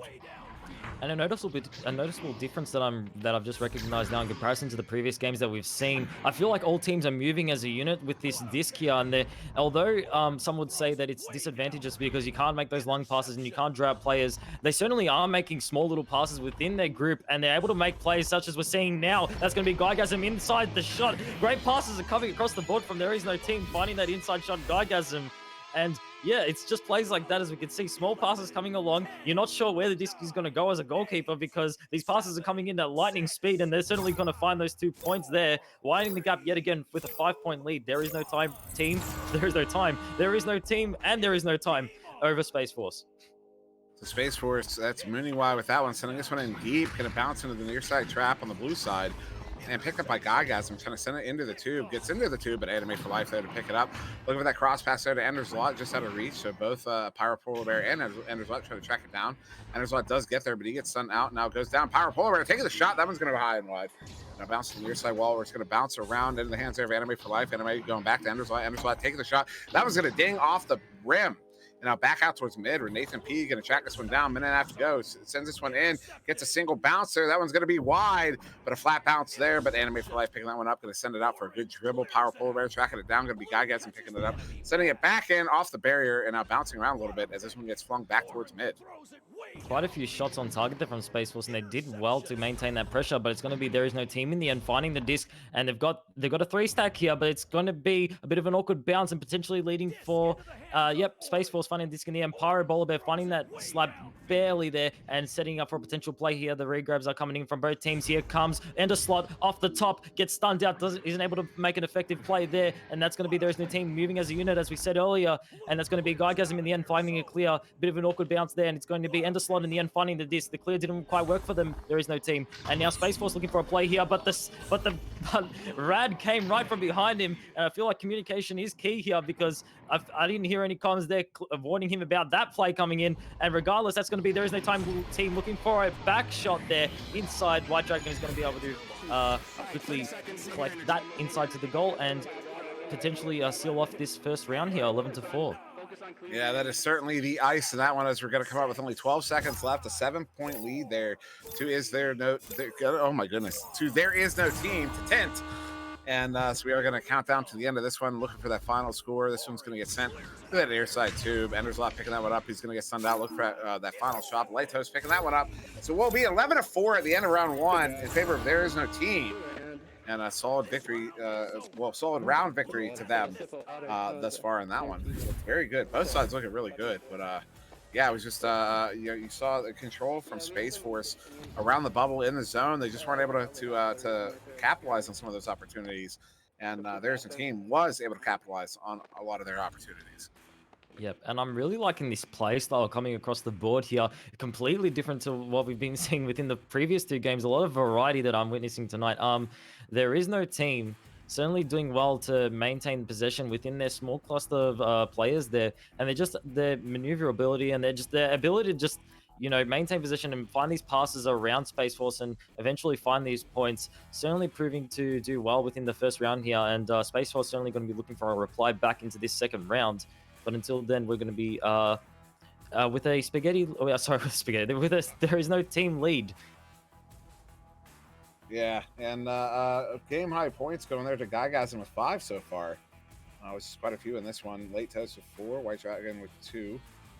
And yeah, now if you are enjoying, before we get back to round 2 here, if you are enjoying what you're watching, if you're watching this in venues, you can pull up the little the shop there while you're sitting in your seat. Pull up Echo VR, give it a download, see what all the fuss is about, and make the same discovery we all did on our first day in as we get started here for round 2.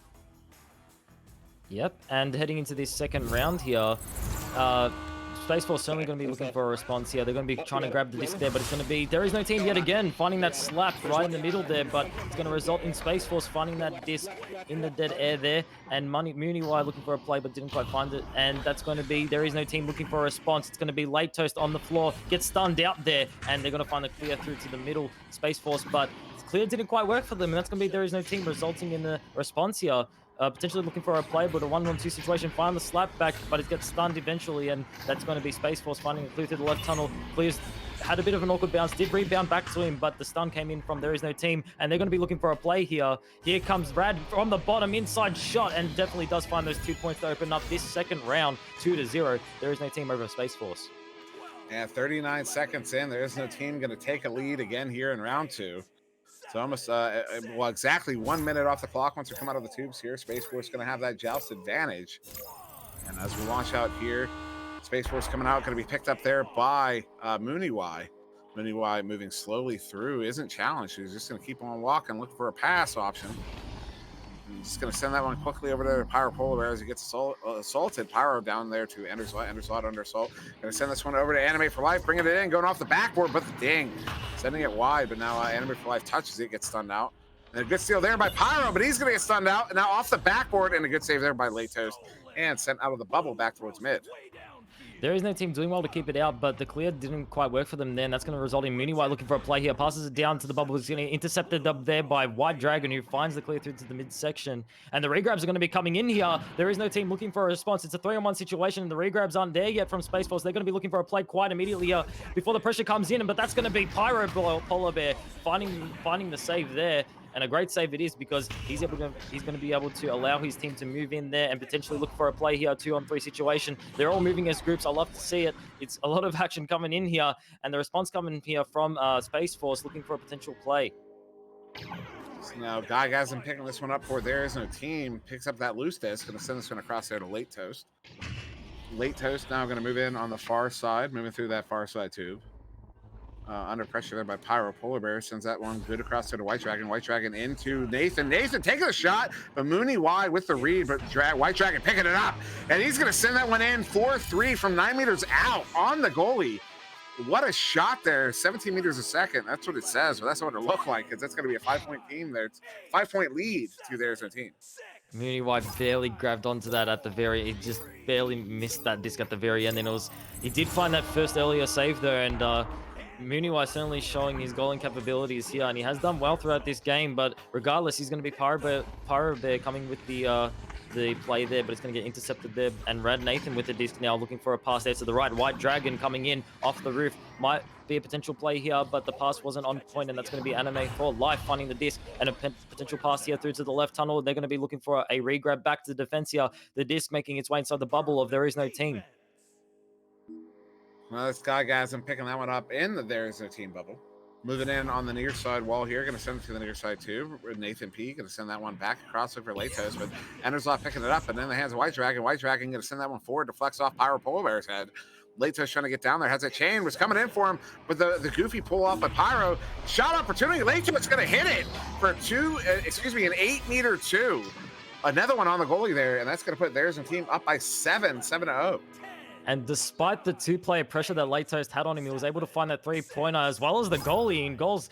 And that bottom shot, as we're going to keep seeing throughout this match, it's quite a devastating shot to have on keepers, especially just at pace, at speed like that. It's extremely hard to find reflexes and grab in the end. But it's anyway, regardless, Guygasm's going to find that disc and look for a play here, setting up to the right. White Dragon with the disc now. They've got two players, a nice pass there to the left, but Guygasm going to barely miss that. It's a bit of an awkward bounce, and that's going to be Space Force finding the disc in the end. Anime for Life looking for a play, passes it through the mid. Bit of a bounce off the roof, didn't quite find his player in the end before he was stunned by There Is No Team. And There Is No Team, White Dragon finding the disc in the end, looking for a clear through to the left tunnel.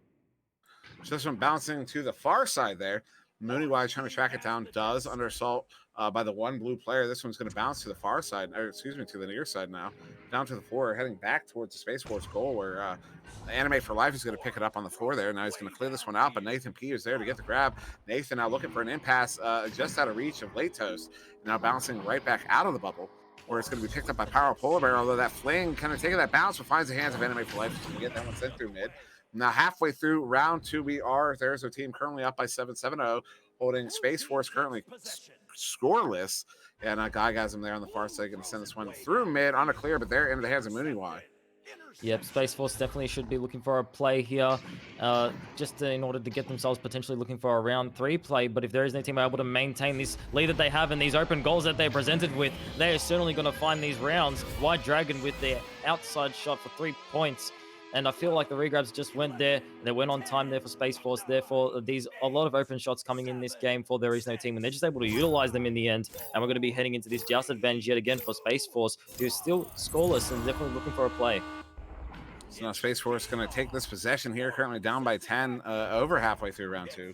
This one's going to get cleared all the way down, but they're in the hands of Guygasm. And another turnover there. He's going to send this one in, just bouncing off the ceiling, going to make its way to the floor there. White Dragon coming to contest. MooneyY going to send this one out. And on the bounce clear and out of reach of the defender, Enderslot picking it up, going to duck the defender, but Guygasm gets the grab. Guygasm sending that one into, Nathan. Nathan sending this one over to White Dragon. White Dragon gets stunned out, goes high, and then a slap pass there. Look for the player behind the goal. And White Dragon, another shot. That one's going to go wide. And I'll bounce out once again. And now a couple stuns going out. Enderslot picking it up. Enderslot looking to send this one in deep. Does he have the trajectory? Ooh, just off the barrier. And now into the hands of Enderslot, who's going to go for another shot there, but in the hands of White Dragon. Great pressure coming in here from There Is No Team, and Space Force looking for a response there. Those two long shots nearly found their way in, but the barrier did hold it off, unfortunately, and that's going to be Money Y in the end. Mooney Y, Mooney Y looking for a play here. Did go for a pass, and it's going to be Anime for Life looking for a shot. It's going to ding right off the post there. A lot of close shots coming here from Space Force, looking for a response. They're desperate for anything that they can find here with 3 minutes left on the clock and a 10-point lead coming with There Is No Team. They're certainly looking for a play here, but There Is No Team utilizing this open goal yet again after again. White Dragon going to be taking advantage of this open goal. 2 points going in There Is No Team, and these points are just going to keep stacking up until these stacks are going to come back from Space Force into the goal. All right, so that's it's now a 12-point lead there to There Is No Team.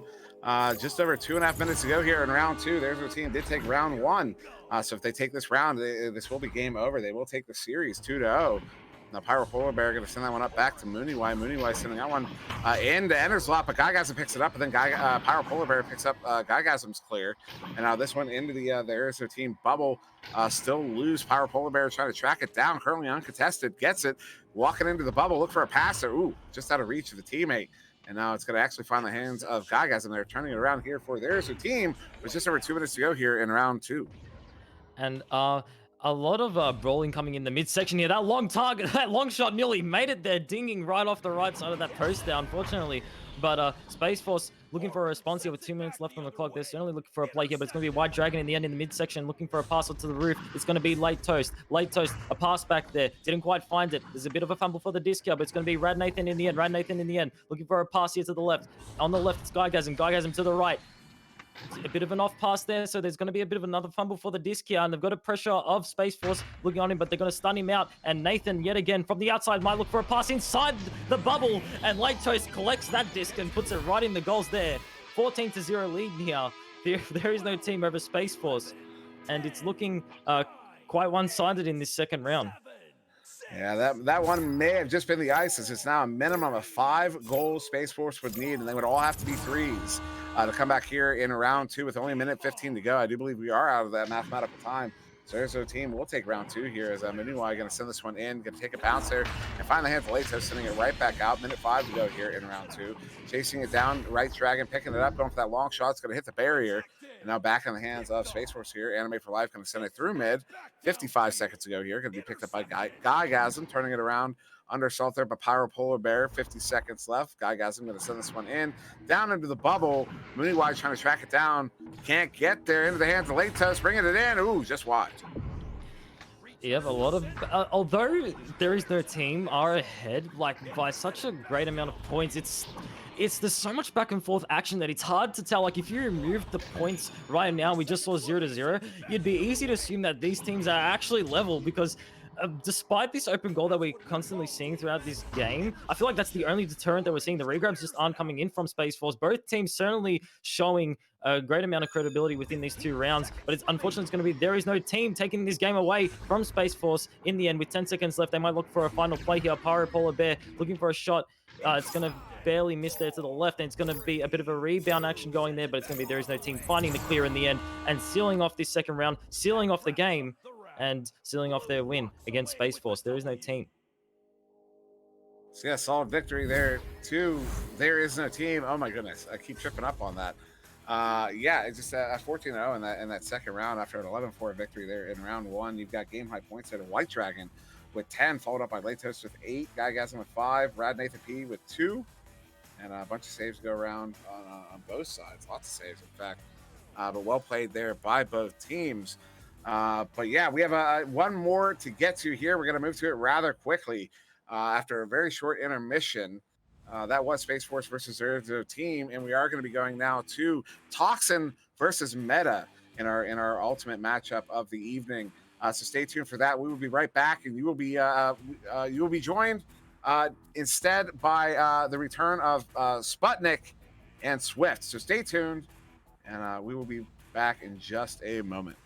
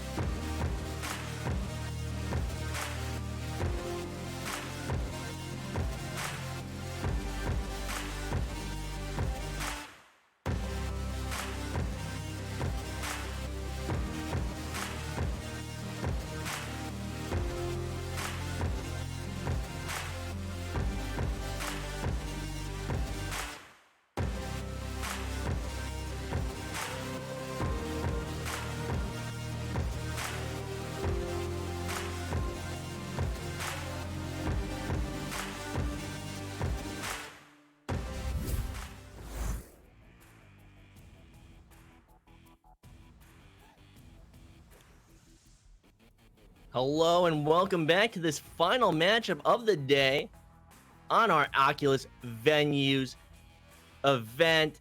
I'm SputnikKobra and I'm joined once again by Swift, my co-caster. How are you doing, Swift? I'm doing pretty good, and I'm pretty excited for this this matchup. After those two pretty good matchups as well, and of course the one at the very start between Omega and Gravity as well. So very pleased to be able to carry this on in the last Venues event. Absolutely, and I'm excited to see how Toxin does against Meta. Very strong teams, rising teams, new to the league, but not slouches. They're extremely strong players, and I'm always excited to see how they play.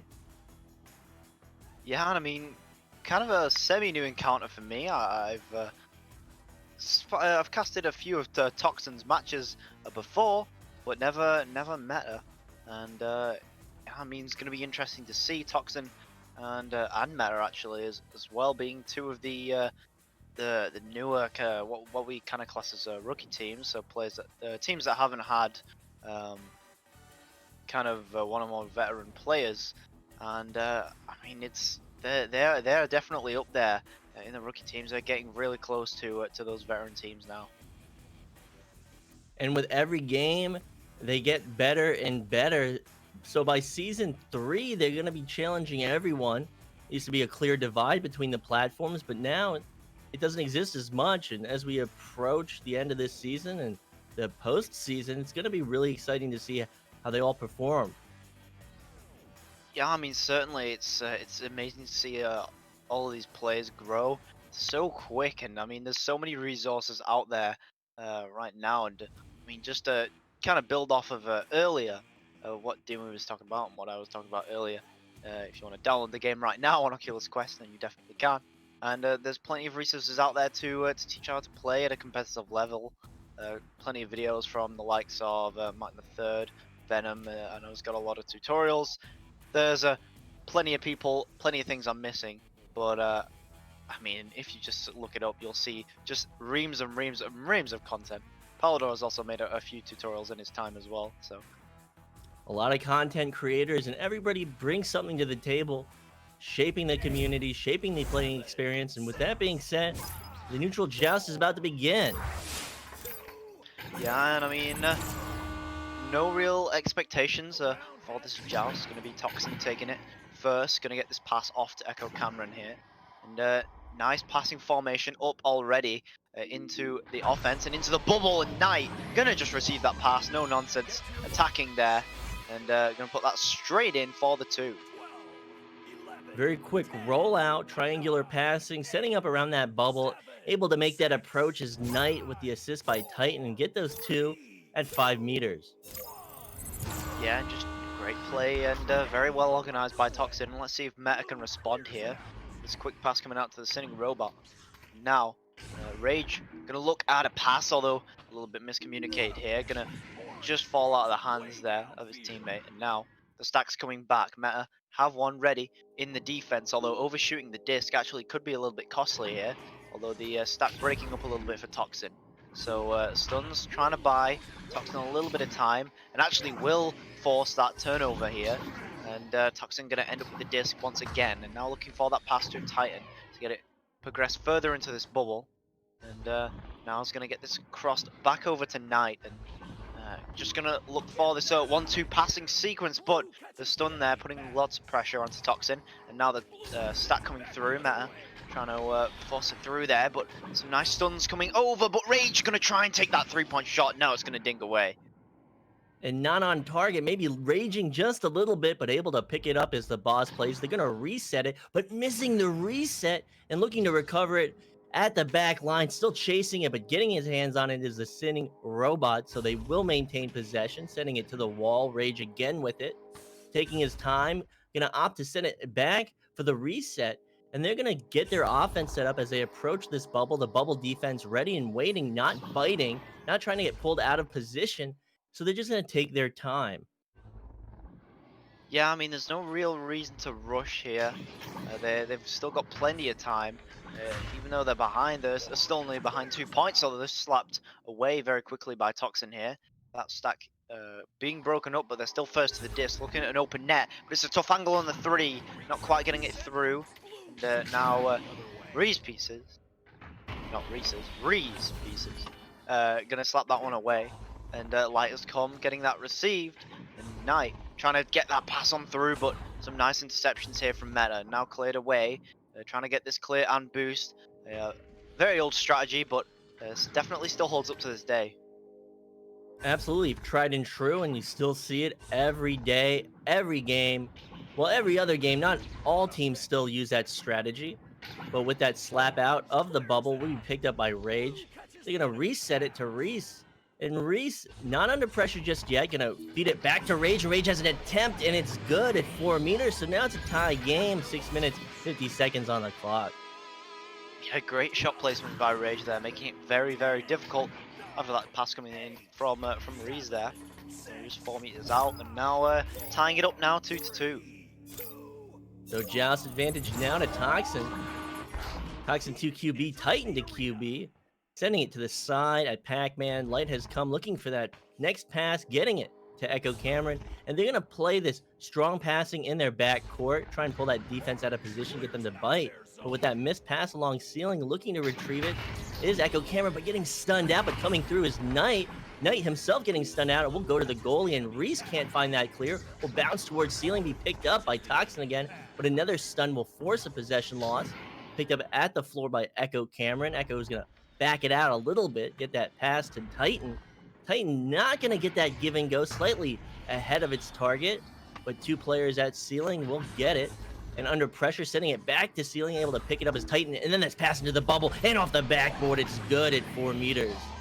Very nice passing play there from Toxin, really showcasing that team chemistry that they have, that they've developed. I mean, 2 quick passes there, and then the backboard shot as well, really throwing off the goalie in between passes, and also getting the backboard. So very well played by Toxin, although not ahead by much. And Meta here just trying to respond yet again with this double stack on this tunnel. Get two very, very quick passes through. Rage now with the disc. Looking at a 1-on-2, but no, the stack coming back here for Toxin. And Meta gonna take the disc again, the sitting robot just waiting for these stuns to roll out, waiting for an open pass or an open shot, but tries to get that one through for the two, not quite gonna find the goal. Lighters come gonna recollect here for Toxin. Toxin with possession, holding this 2-point lead, getting these backcourt passes. Two players from Meta in the backcourt. They need to get their stacks together. They need to get back on defense, but with a missed pass, they're able to recover and get it through to Light. Toxin still has possession, looking to retrieve it off the wall, maybe mispredicting that pass, and we'll lose possession. Now it's up to Meta to get it out of their backcourt. Yeah, now cleared away here by Meta, and the stack so quick from Toxin here. Three players getting back in the defense immediately, and Echo Cameron going to receive the disc now. Pressured by the Meta defense, but doesn't seem to be too pressured by that, and going to make those passes either way. That clear though, not quite going to make it all the way through, but they do manage to recollect at the back line here, trying to find that open pass. Does so to Knight, and now trying to get this pass through before the stacks come back, and a quick shot behind the back not working out for Titan. Trying to catch the goalie off, but just a little bit too risky. Titan trying to find that anchor shot, but it's just not there, and now going to be cleared away by Meta as they try and get this all the way through the tunnel. Not quite going to find it, but they will find that interception, and now clearing it all the way through finally is going to be Meta. But Meta has to get down court, but quick to get down court is Toxin. Toxin retrieving it at the bubble. Knight going for that clear. It's not going to be on target. Bounce around the rim of the tube, but able to slap it through is a member of Toxin. And at the back line, coming out of the bubble and under pressure, but able to get that clear through. Excuse me, the pass. And a long shot attempt coming through, but not on target.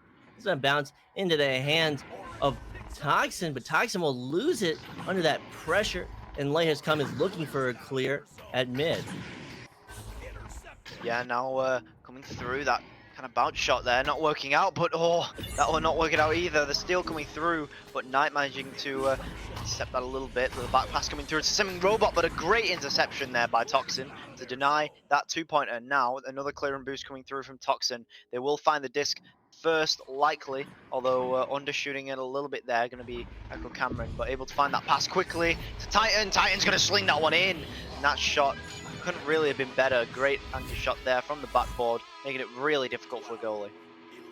Able to get that pass off the shield that covers the launching tubes, getting into his hands, taking the anchor shot behind goal on the goalie. So now they have a 4-point lead, 2 minutes 30 seconds on the clock. Joust advantage to Meta. Reese to QB, but throwing the interception at mid. They can't afford that right now. They need to put points on the board. They need to tie this up. So with this advantage coming back is Rage, stopping that opportunity, trying to find that pass at mid, but quick to recover is Toxin. And able to get that pass up to Titan, and Titan going forward to Nest. They have another attempt, but the save by Reese will deny that, and that's what they needed right now. They need to follow up this clear. They need to get down court and put points on the board. Yeah, this shot not quite working out, but they do have some pressure here to put on. Rage trying to do just that, and does force that interception off the clear, but not able to find the disc this time. Just passing Lighters come though, and that actually might cost them. Just trying to put it straight through 3 defenders, almost does it, but just finds the post there. The sitting robot trying to find this quick pass now to the boss players, and I mean, they do not have much time left. They need a minimum of 2 goals here, and I mean, 2 goals, they could take the lead here, but I mean, I don't think we'll be seeing any 3s anytime soon. The goalkeeping is pretty good from both teams, as we just saw, but Rage just trying to find a 2 here, backing it out to Reese, but just missing here. The Lighters come, just going to find the tunnel there with that clear, and great clear. Going to waste so much time here, and very precious time for Meta in this first round. So with a minute on the clock, roughly a minute, sending it to mid. Meta needs to put points on the board. Sitting robot will send the interception to Light as come, and Toxin has another chance to keep this lead, but they will try and go for an anchor clear. Following up is another bad clear, so still in their back court. Meta will get the slap forward towards the bubble, but there's no player there to get it from Meta, but there to get it at the ceiling and get stunned out. Another player will come through, and the boss plays will find it into the goal at 2 meters. So now a 2-point game. Yeah, Toxin best friends with the Sky part there and just bouncing it off the sky tunnel a little bit too many times, and it is going to be pretty costly. Now, can Meta put a goal in 20 seconds? It's I mean, seems unlikely with the pace of this game so far, but they could definitely step it up. They need to form some stacks here. They need to put plenty of pressure on, and that is going to be a costly mistake, and another one slapped out. So this could be a final shot, but no, still going to be in possession of Toxin. They're going to take this first round by 2 points. Meta opting only to send one stack instead of a double stack. They needed to maintain the pressure.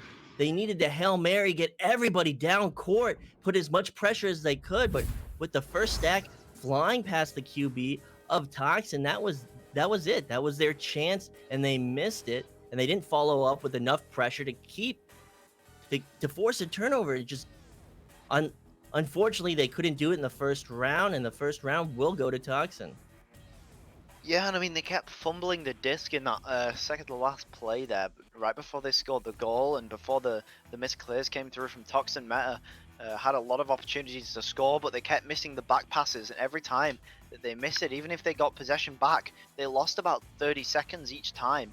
But just having to recollect the disc and then get the strikers back in their positions after trying to block that defense. So, I mean, it's really missed opportunities from Meta in that round, and maybe they can capitalize on them in this second round coming soon.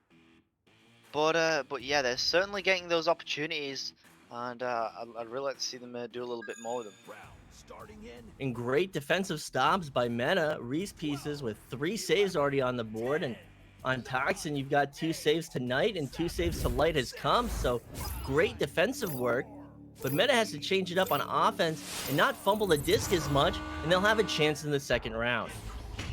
Yeah, now taken by Toxin once again. The stack coming through is going to be found here by Knight, who's going to try and get this pass quickly over to Echo Cameron, finds it, and the cross pass coming in, and the dunk coming through from Titan. Great first play by Toxin, and that's 2 rounds in a row. They've had a very calm and collected kind of rollout on the initial joust, which is very difficult to kind of do because both the teams shoot straight at the disc.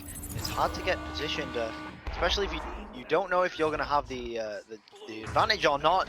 And actually, this interception is going to win them some. This 3-point shot not quite coming through. Oh no, Knight as well was ready to back up that shot, but may have thought that it was in. So been a miscommunication here from Toxin. That's going to cost them a couple of points there.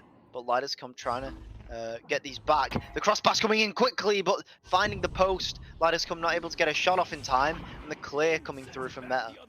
And Meta needs to get it out of their backcourt. It's still there. Boss Plays will follow it up with that clear through lower mid, but at the back line is Knight to shut down that opportunity.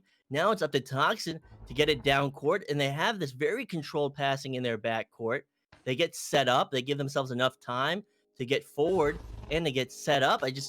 Really great stuff from Toxin. Toxin continues to maintain a possession advantage, but losing at the 2, maybe a little bit of overconfidence. The Boss Plays will come away with it. Excuse me for that one. But so much intensity from these teams, and coming through with the shot, but the stopped opportunity from Titan. Titan won't get the clear all the way out of the backcourt, but following it up, getting the stun will be a stack from Toxin, and Toxin is not able to get it completely out. Rage through to Nest, and this attempt will be good from the Boss Plays.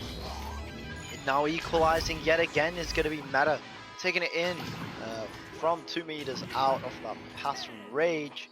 Great plays from the Boss Plays, and he certainly does with that one going straight in. And yeah, a couple of misplays there by Toxin, fumbling the disc a little bit. And Meta able to take advantage of it. Now Toxin trying to play the slow game, trying to take control of the game's pace. Although this didn't really work out last time, they did get it stolen from them, and it seems like that might just happen again. The Boss Plays taking this, and kind of the same thing that happened just last on the last play.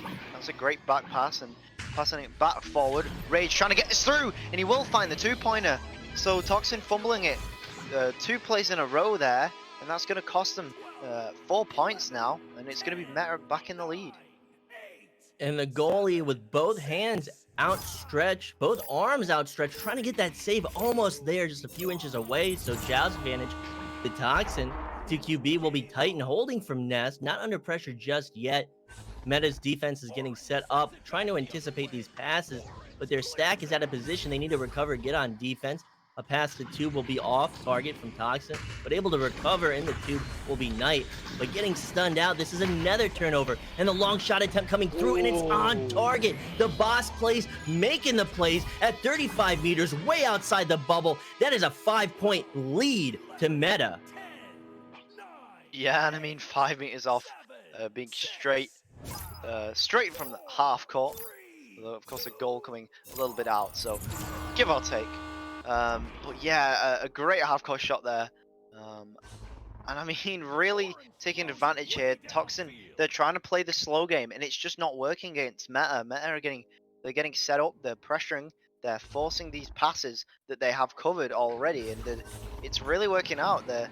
And Toxin are kind of just being, don't know what word I'm looking for, but they're just constantly forcing the same play over and over again. They're being stubborn. Trying to keep it through, and that's a great interception. The goalie was stunned, so that's very clutch coming in from the defensive Meta. And now the clear through. The stack's coming, but a nice block by Knight, fending off 3 of the players from Meta. And not sure for how long here. This pass to Titan just missing, and gonna overshoot on the disc there. So now gonna bounce back to the Lighters Come. Now Knight trying to find this pass, does find it on the shield, going under it, but another steal. The boss plays, taking it for Meta. Just the defense, unstoppable right now. But able to recover it is Toxin. Meta's defense really coming through, shutting down these opportunities. Looking like Toxin's a little bit off balance, feeling the pressure now. So with that clear, looking to recover it at the ceiling will be Meta, but Toxin swarming it and able to get the block and the stun. Getting it forward to Bowtie. Rage now with possession, with time to breathe. Holding at Pebble. Trying to juke that defender, but throwing the interception. Maybe wasting that valuable time, but Toxin's not able to find the clear. Now coming through, going to be Lighters Come, but getting it stolen again. Rage, and finding the 3, and he is going to put it in. 29 meters out. Now 10-2. Meta really running away with it now. 2 consecutive 3-pointers. And almost from half court again on that shot just after that steal. Great play from Meta once again. Back-to-back long shots from Meta.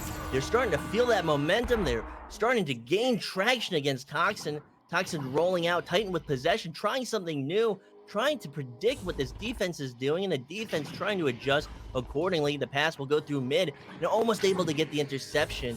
Will be a member of Meta. Toxin now rolling out towards that bubble. They have the momentum, missing that pass and getting that bounce, but the stun will come through and shut down that opportunity. Yeah, and now the stack coming through, broken up, but it's still floating through pretty quick there. The boss plays, taking the disc, but going to be stolen away, and naturally manages to intercept once again. So wasting a little bit of time, and Knight fumbling the disc. Oh no, Rage gonna take it in, but a great save, but a great steal from Rage, single-handedly putting that one in. Just great plays from Rage, pretty much single-handedly putting that one in for the 2. Meta really committing on offense, getting the snags back, stopping these saves, putting these layups in, and they're doing it with ease. Now with a 10-point lead. This is a different round from the first one by a huge margin. So Toxin losing possession on that rollout. Meta now with it. Rage looking for another opportunity, going for the shot, but Titan stopping it. Maybe ill-advised. Titan had all the time in the world to predict that shot trajectory, and it'll make the save. Yeah, and I mean, it just seems like Meta, they're trying to just maybe even go for a mercy at this point. They're going for these shots, and I mean, to be honest, there's almost 3 minutes still remaining, around 2.5 actually. So I mean, it's definitely still possible for Toxin to come back here if they make some quick goals. They definitely shouldn't be playing around too much with those 3-point shots, and definitely should still be wary of them. Although those threes can really catch the goalie off guard occasionally if you don't take them very often. That being said, Toxin with a great passing play, and I mean, this is what I mean up front. If they manage to build some momentum here, they might be able to bring this back. and they need to maintain that momentum. With an 8-point deficit, it's going to be hard to do. 2 minutes on the clock, joust advantage to Meta. Meta looking to extend this lead and carry this momentum into the most likely third round, getting that quick pass, but an interception. Echo Cameron now going for that shot, and it's going to be off target. That's what they needed. They needed a 3 minute and 40 seconds. Time is running out for them to close the gap.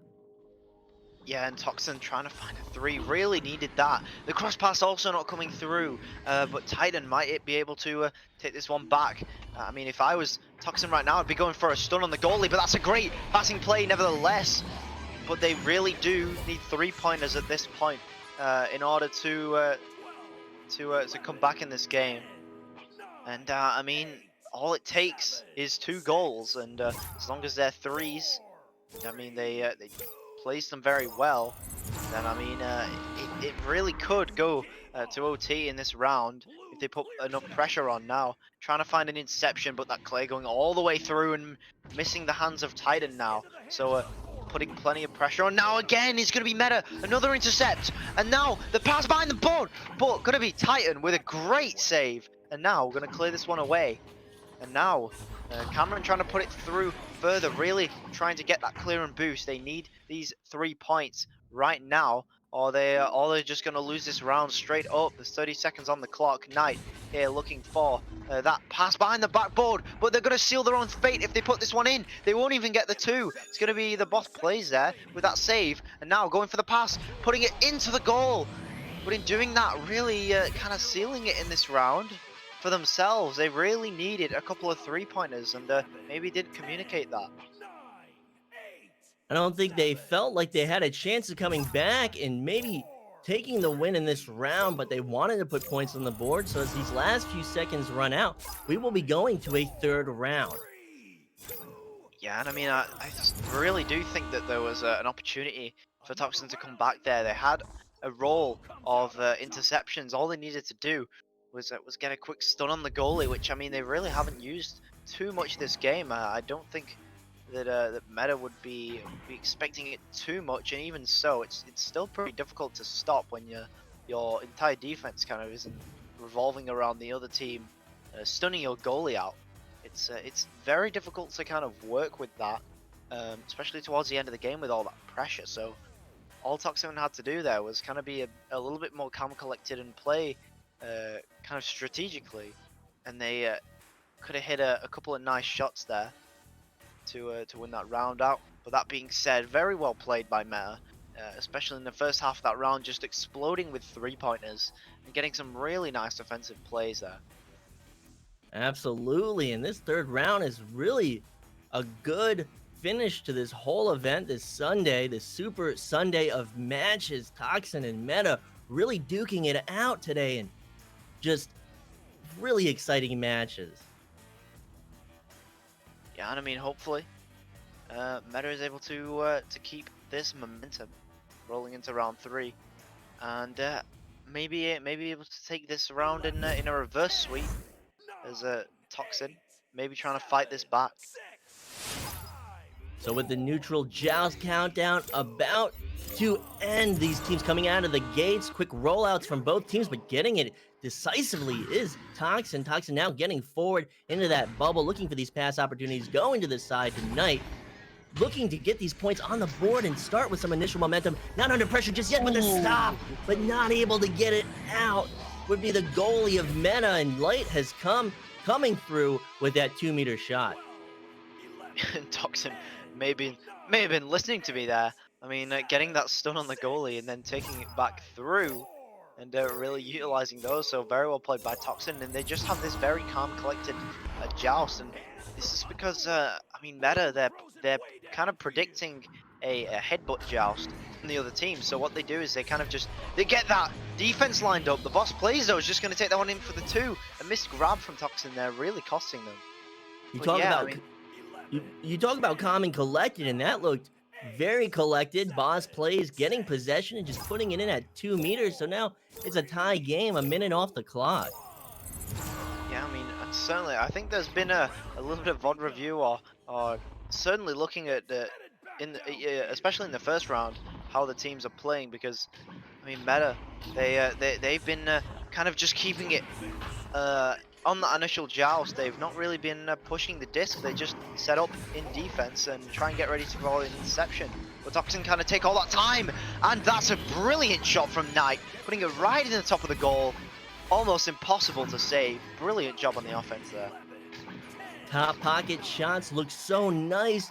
Goalie can't get a hand on it, so that's points to Toxin. Toxin really changing it up from that second round, looking to maintain this momentum, looking to take this series. Joust advantage now to Meta. Meta rolling out, not able to get that pass through to Tube, but looking to recover it at the back line through two players. Beginning as the boss plays, and not able to get the shot through. Echo Cameron will shut down that angle.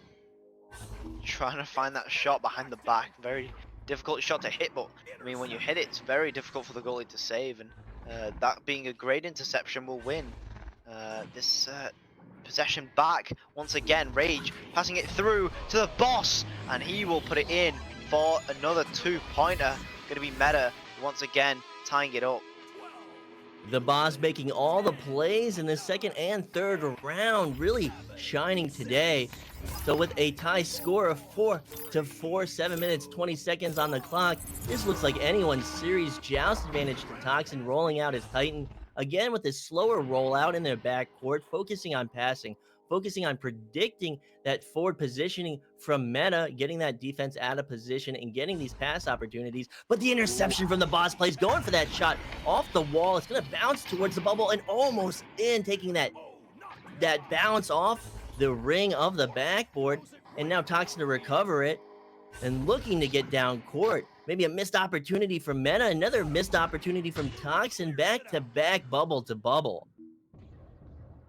Yeah, and I mean, you can really see, especially with these clears. Oh, but the boss plays again, finding a stun, but not quite finding the shot. The boss really putting in a lot of offensive work here, even just by himself here, just putting so much pressure on the goalkeeper, just always there, ready to pounce when the goalie least expects it. And it's really working out for them this round. But yeah, I mean, you can really tell that Toxin also is very composed here, and I mean, the way you can tell is the fact that they're clearing it middle, but they're not just clearing it.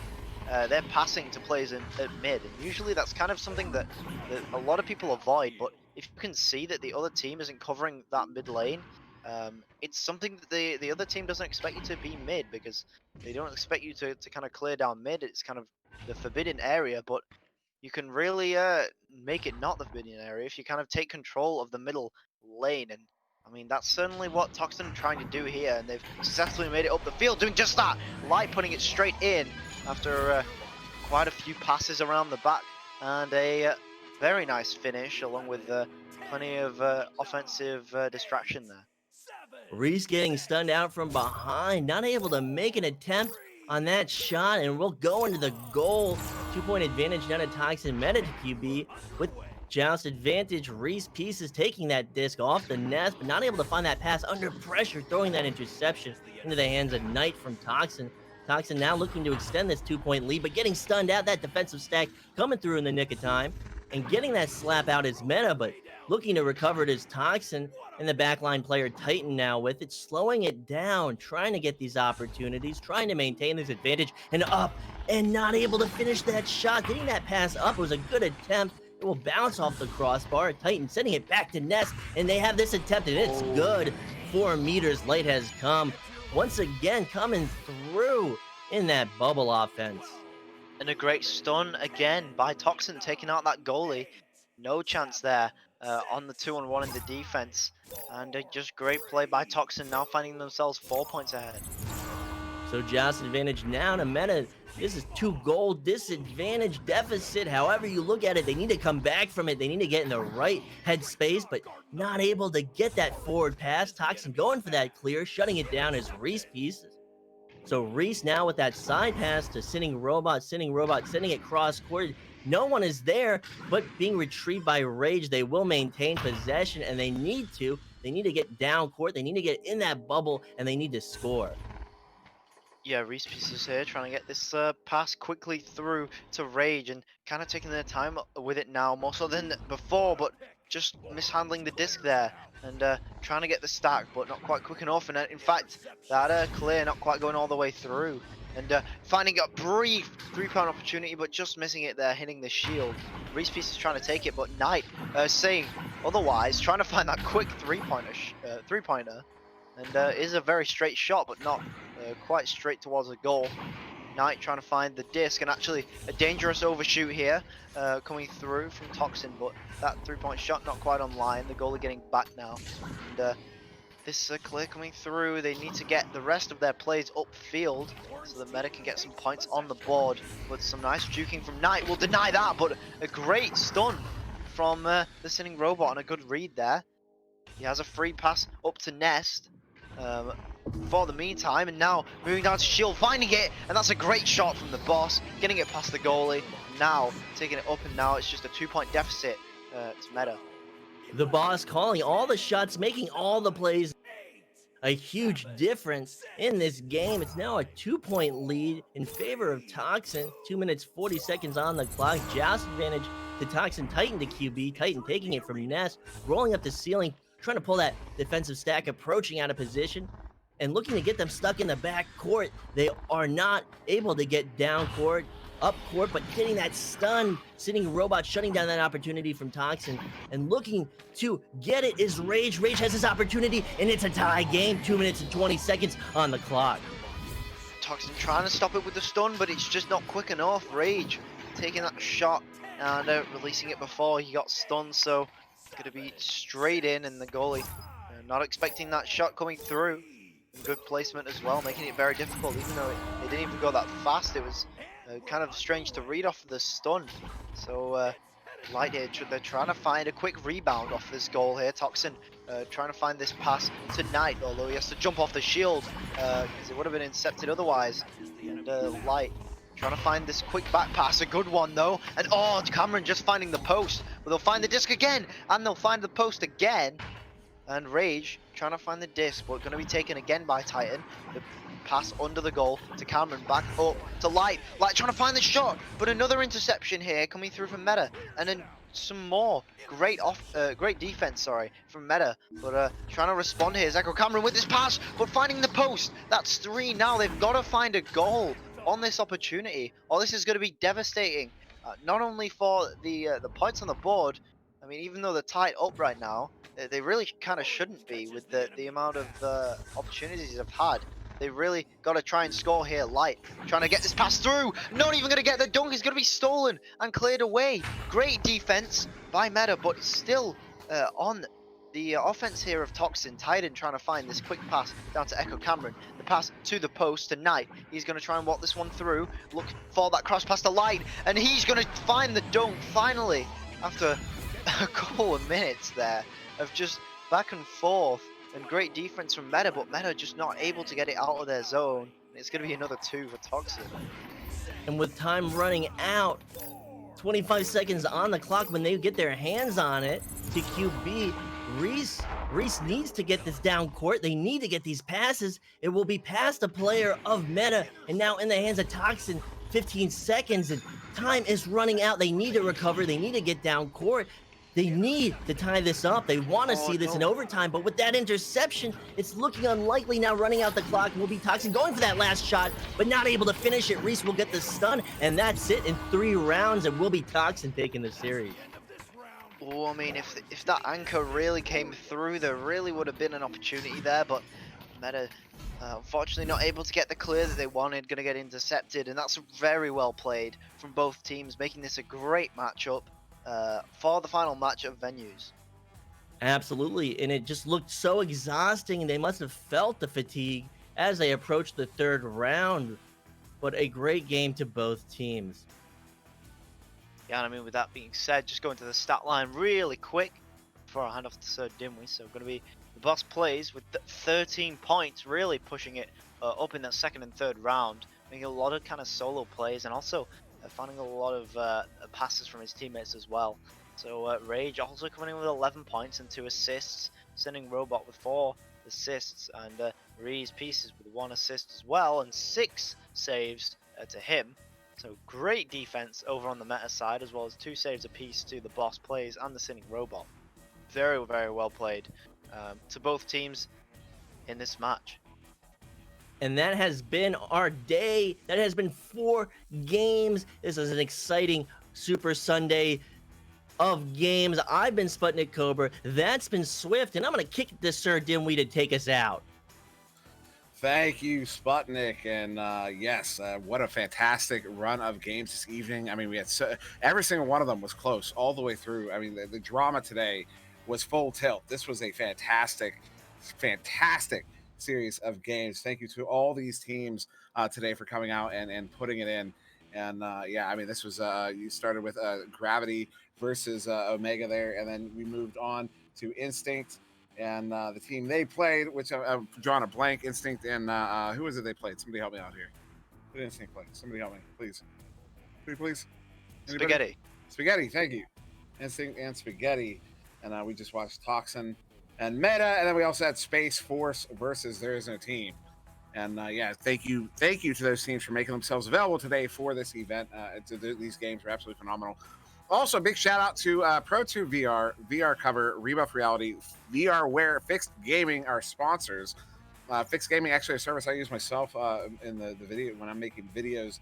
It's a free service. Go check that one out for sure. If you need music for your Twitch or for your YouTube, anything like that, that's what they do. And also, big thank you to everybody watching on venues, Twitch, Facebook Live, YouTube, and Juked. And also, if you're on venues, you like what you see, you can pull up the store right now, download Echo VR right now, hop in, make that discovery we all made on our first day, because you know the hype is real. It's absolutely phenomenal.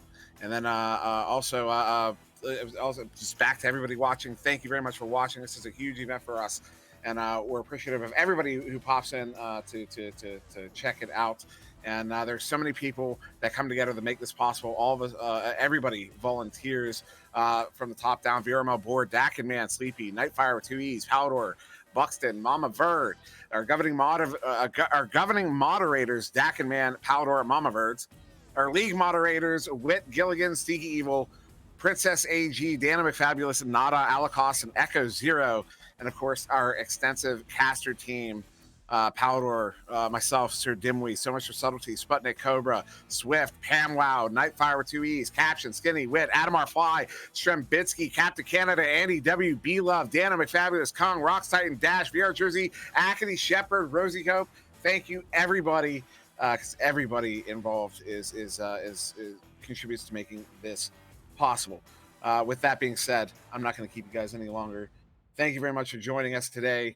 This is absolutely phenomenal. PAMWOW with me on those 2 games. SputnikKobra and Swift on the other 2. So much for subtlety on cams for all 4. Thank you guys so much for putting in the work, and thank you guys for watching.